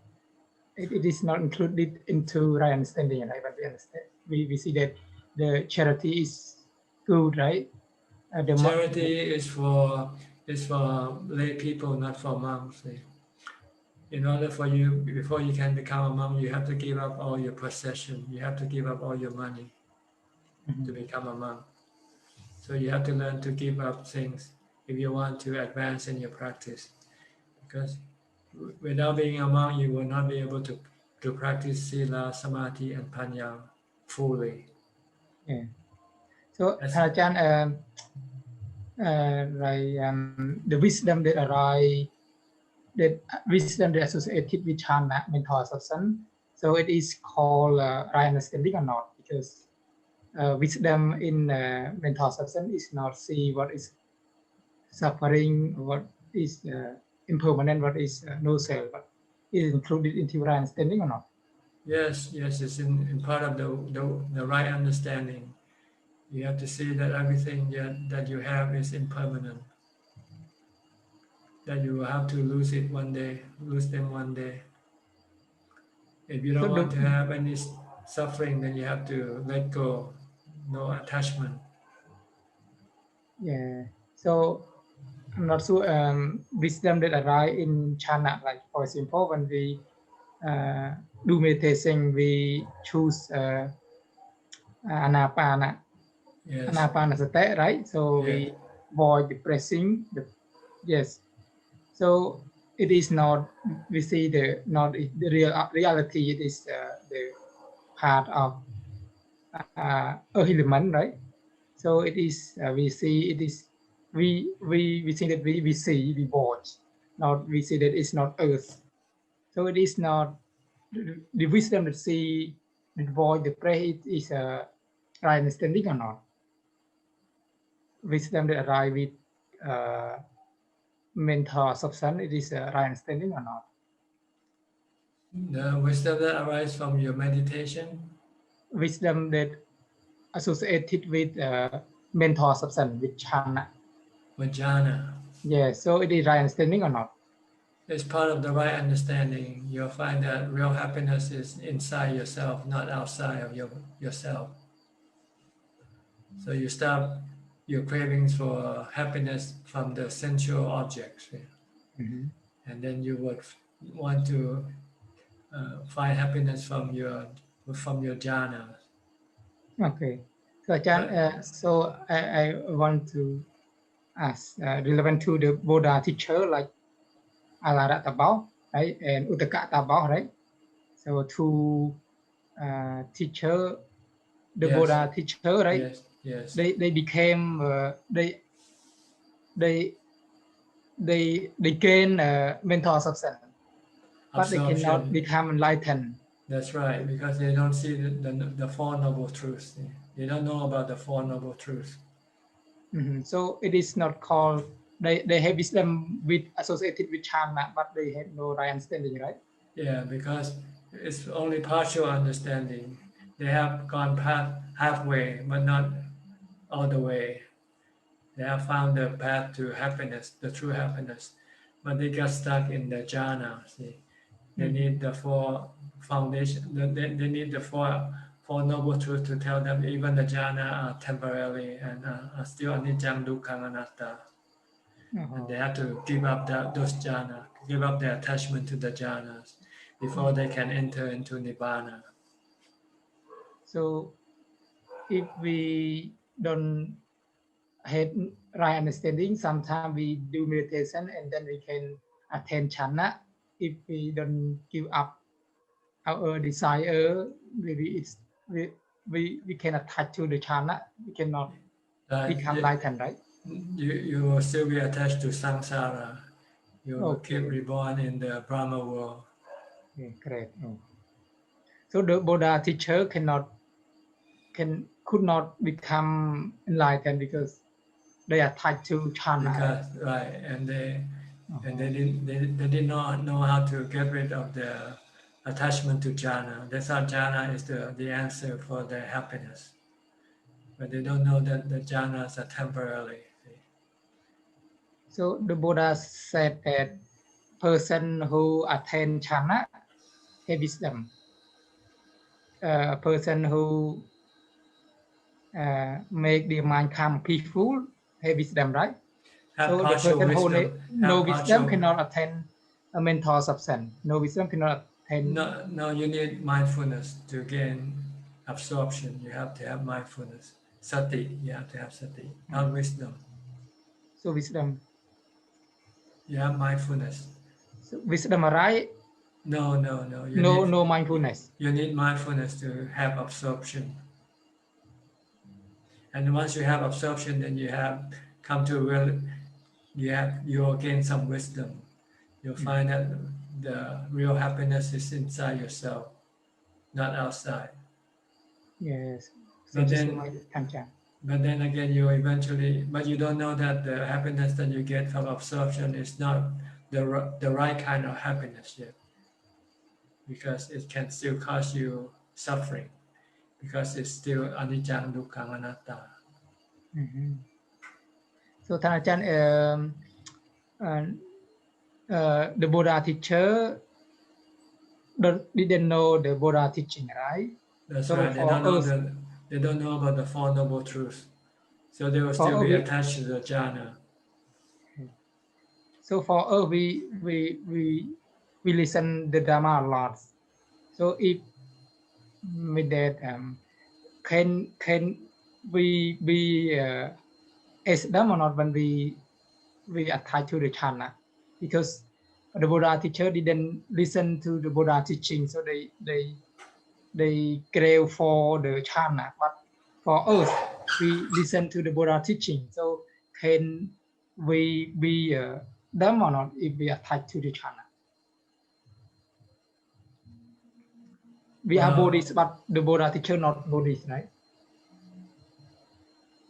Right. So can we be dumb or not? If we can be dumb, maybe it mean that we cannot become enlightened, right? Well, once you know that being attached to jhana is not the right understanding, then you have to get rid of your attachment to jhana. So when we are happy, when we are happy when we do meditation. So it is not kind of a desire or kind of rapture or what.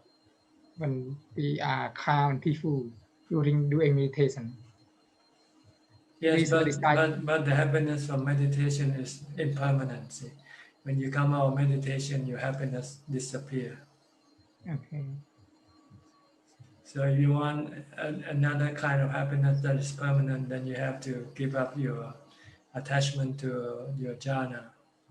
Once you no longer attach to jhana or attach to any kind of happiness, then you will get another kind of happiness, which is permanent, which is nibbana. Nibbanang palamang sukhang. Thank you, Thanachan. Okay? Yes. All right. Understand. All right. Good. Nice talking to you. I talk to you too. Okay. Now let me see who else. I think Nigel, you're the last person here from Hong Kong. Hi, Nigel. Yes, thank you, Ajahn. Nice to meet you. And before that, I want to thank you, admin, for passing my gift to you. Thank you. Yeah, I received it already. I hope you can benefit from it. Okay. And like I still cannot see much improvement in my situation, and I'm going to see whether you have some adjustment for your advice to me by describing. You just have to be patient and have to keep on working, keep on practicing, because sometimes it's like planting a tree. You plant the tree today, you don't expect to get the fruits right away, right? It takes time for the tree to grow before it can bear fruit. So it takes time for you to do the practice, whether it be dana, sila, samadhi, or panya. So just be patient and keep on doing the practice.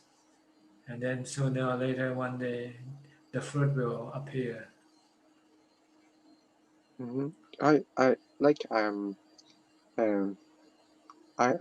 to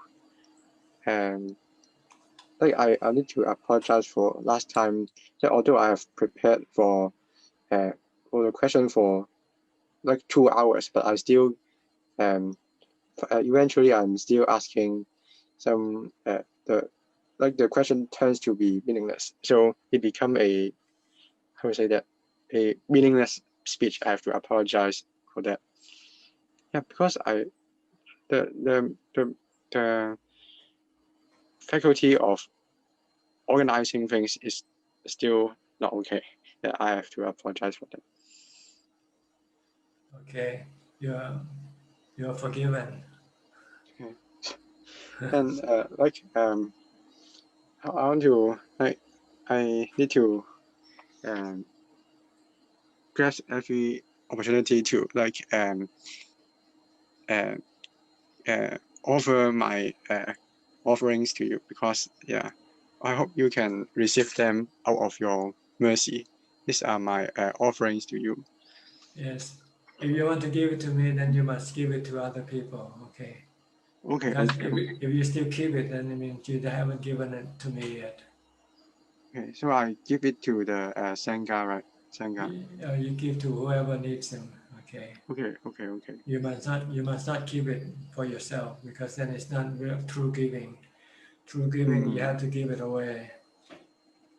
Okay. You have given it to me now virtually, so now you have to do it physically by giving to somebody else for me. Okay. Okay. Thank you very much, Ajahn. All right. Okay, I think everybody has a chance to speak and ask questions. So let's see if we have any question coming in from Facebook. Yes. Please go ahead. There are 4 questions from Facebook. Question number 1 from Peter.ท่านอาจารย์, as a farmer, is killing a domesticated animal for feeding oneself considered to break the 5 precepts? Thanks for your teachings, Peter from Brazil. Yes, no matter what you kill for, it's still considered killing. So you're breaking the precept of not abstaining from killing. So it's bad karma. If you kill for the purpose of eating, for food, for survival, then you will be reborn as an animal in your next life. If you kill or break the precept out of greed, you become a hungry ghost, because your greed will make you always hungry. No matter how much you get, you will still be hungry. You will still be more greedy and greedier. And next question from Matt Drusen. Dear Ajahn, I find it hard to be mindful when I'm with others. Would it be better if we live alone? Thank you so much, Ajahn. That's right. That's what the Buddha teaches us. If we want to develop mindfulness, we should seek seclusion, live alone. Even if we live in a community, we should find time for ourselves, not to mingle with other people too much. Only mingle when you have to do activity together. Like monks, we have to go on alms round together and eat together. But once we finish with this activity, we then separate and go out to our different dwellings, to our different kuti to practice alone. And next question from Pai Yao. Good evening,ท่านอาจารย์ Thank you for ท่านอาจารย์ great Dhamma teachings. I have one question about nimitta of passed away relatives that sometimes appear in my meditation. Should I transfer merit after my meditation or just ignore? Can ท่านอาจารย์ please advise? Thank you very much, ท่านอาจารย์ Well, nimittas can be true or false. False nimitta are created by yourself. When you think of someone, then you can also generate this nimitta about that person that you thought about. And true nimitta is the spiritual, actual spiritual being that comes into contact with you, which I think is very unlikely for most of us. So basically, when you see nimitta of dead people, it usually means your mind is generating it. So there's no need to do anything. You don't need to share any merit with them. But if you feel that for the sake of uncertainty, this nimitta that you see might be real, and you want to share merit, then you can share merit by do some charity. And last question from Dylan Always. Could you explain more about the non-dualistic concept in Buddhism? In explanations related to rebirth, we come across the famous quote by Buddha, Nacha so nacha angno, in Bali, meaning neither he nor a different one. Does this also refer to the non-dualistic nature or a third state that beyond the comprehension of ours? I don't know. I cannot answer this, but I know that things don't come in two. They come in three. You have three karma: good karma, bad karma, neutral karma. You get three feelings: good feeling, bad feeling, and neutral feelings. So what's important is not to be attached to them. That's the purpose of studying them, to see that they are all changing constantly, changing, mutating, rising and ceasing. And you cannot control them or keep it forever with you. So to prevent you from having any stress or sadness, you should not be clinging to anything. So it doesn't matter whether it's their duality or triplicity. Or you have to know that they are anicca, dukkha, anatta. Okay? Is that all the question from Facebook? Yes, that's all. Thank you. Okay, we have a little bit more time for anybody here who wants to ask more questions. Please, if you want, just raise your hand. Christopher hand. Chris? Yeah, sorry, I need to ask two questions. Okay. The first question is, I'm still on this subject matter on senses,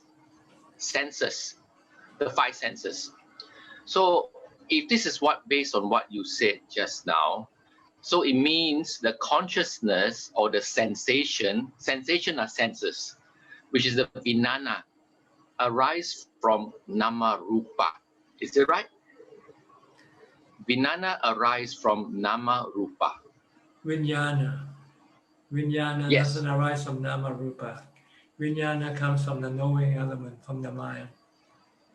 The mind uses vijnana as to connect to the body. The mind sends the five sensual vijnana to connect to the five sensual organs of the body. So that when the body comes into contact with the sensual objects, it then sends these sensual objects straight to the mind through the vijnana. So how does nama rupa come into picture? Nama rupa refers to the two parts of the five khandhas. The five khandhas are composed of nama and rupa. The rupa is the body. The physical part is the rupa. The body is a rupa. Yes. And the mental part is the nama. See? Vedana, So sanya, nama sankhara. rupa coexist. They are the five khandhas. See? Which means you cannot separate nama rupa. They must be together. No. When upon death, the nama rupa will separate. See? Yeah, it's only upon death. When you're alive, nama rupa is together. Or when you sleep, then it's separated temporarily. So that leads to the next question, which is about, you mentioned about emptiness, but we are all in space, right? Everything is in space. So empty like a space. We could also say full like a space. Am I right? The opposite of empty is fullness, because we keep talking about empty, yes, but everything is in space. So empty like a space or full like a space, the opposite of it. It doesn't matter really how you want to define it. It doesn't matter. You still cannot get rid of your suffering anyway. So it's better not to know anything about this thing, wasting your time. It's better to know how to get rid of your cravings. It's better to know how to stop your cravings. Okay. So which means finally is when you're born is to die in that sense, because the moment you're born, you die. Okay. Yeah. So which means it also, if you turn it around, is to say it's best to be unborn and unconditioned. Because the moment you are born, you die. That's right. So the whole idea is to be unconditioned and unborn. It's to stop rebirth. So to stop rebirth is unborn. Right. And in order to stop rebirth, you have to get rid of your desire, your craving. So which is equal to unconditioned. Well, when you're not born, then you're in the realm of unconditioned world. Yeah. Okay. I got it. Thank you so much. Okay. Anybody else?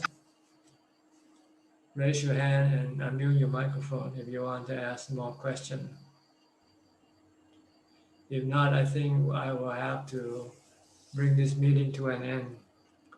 By the way, our next meeting will be on next Tuesday, not Monday. And it will be on Tuesday for a while because there are no observance day falling on Tuesday anymore. So it will take one cycle, which is about 2 or 3 months before the observance will be on Tuesday again. So from now on, our meeting will be on Tuesday every week. If everything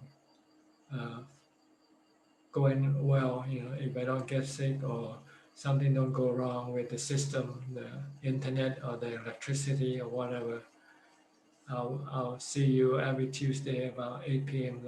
like tonight, Thailand time. Okay, so next time will be Tuesday, not Monday, and it will be Tuesday for a while, maybe 2 or 3 months before we get it, before the observance day come back on Tuesday again. Then we have to move back to Monday. All right, thank you very much for your participation. I hope you find it useful and beneficial and can advance in your practice. In the meantime, please try to practice. Just learning is not enough. Learning is only halfway. Once you learn, once you know how to practice, then you must practice. And then you will get the result that you want, which is enlightenment, becoming a Sotapanna, Sakidagami, Anagami, and Arahant. It only happens when you practice. Okay. So in the meantime, please be safe, be happy, and be mindful. Thank you. Thank you. Bye. Thank you. Thank you, everyone. Thank you, admin. Bye-bye. Thank you. All right. Yeah. Good night, Amin. Good night. Bye-bye. Bye, everyone. Bye. Bye. Thank you, Abhi. Thank you, Kun.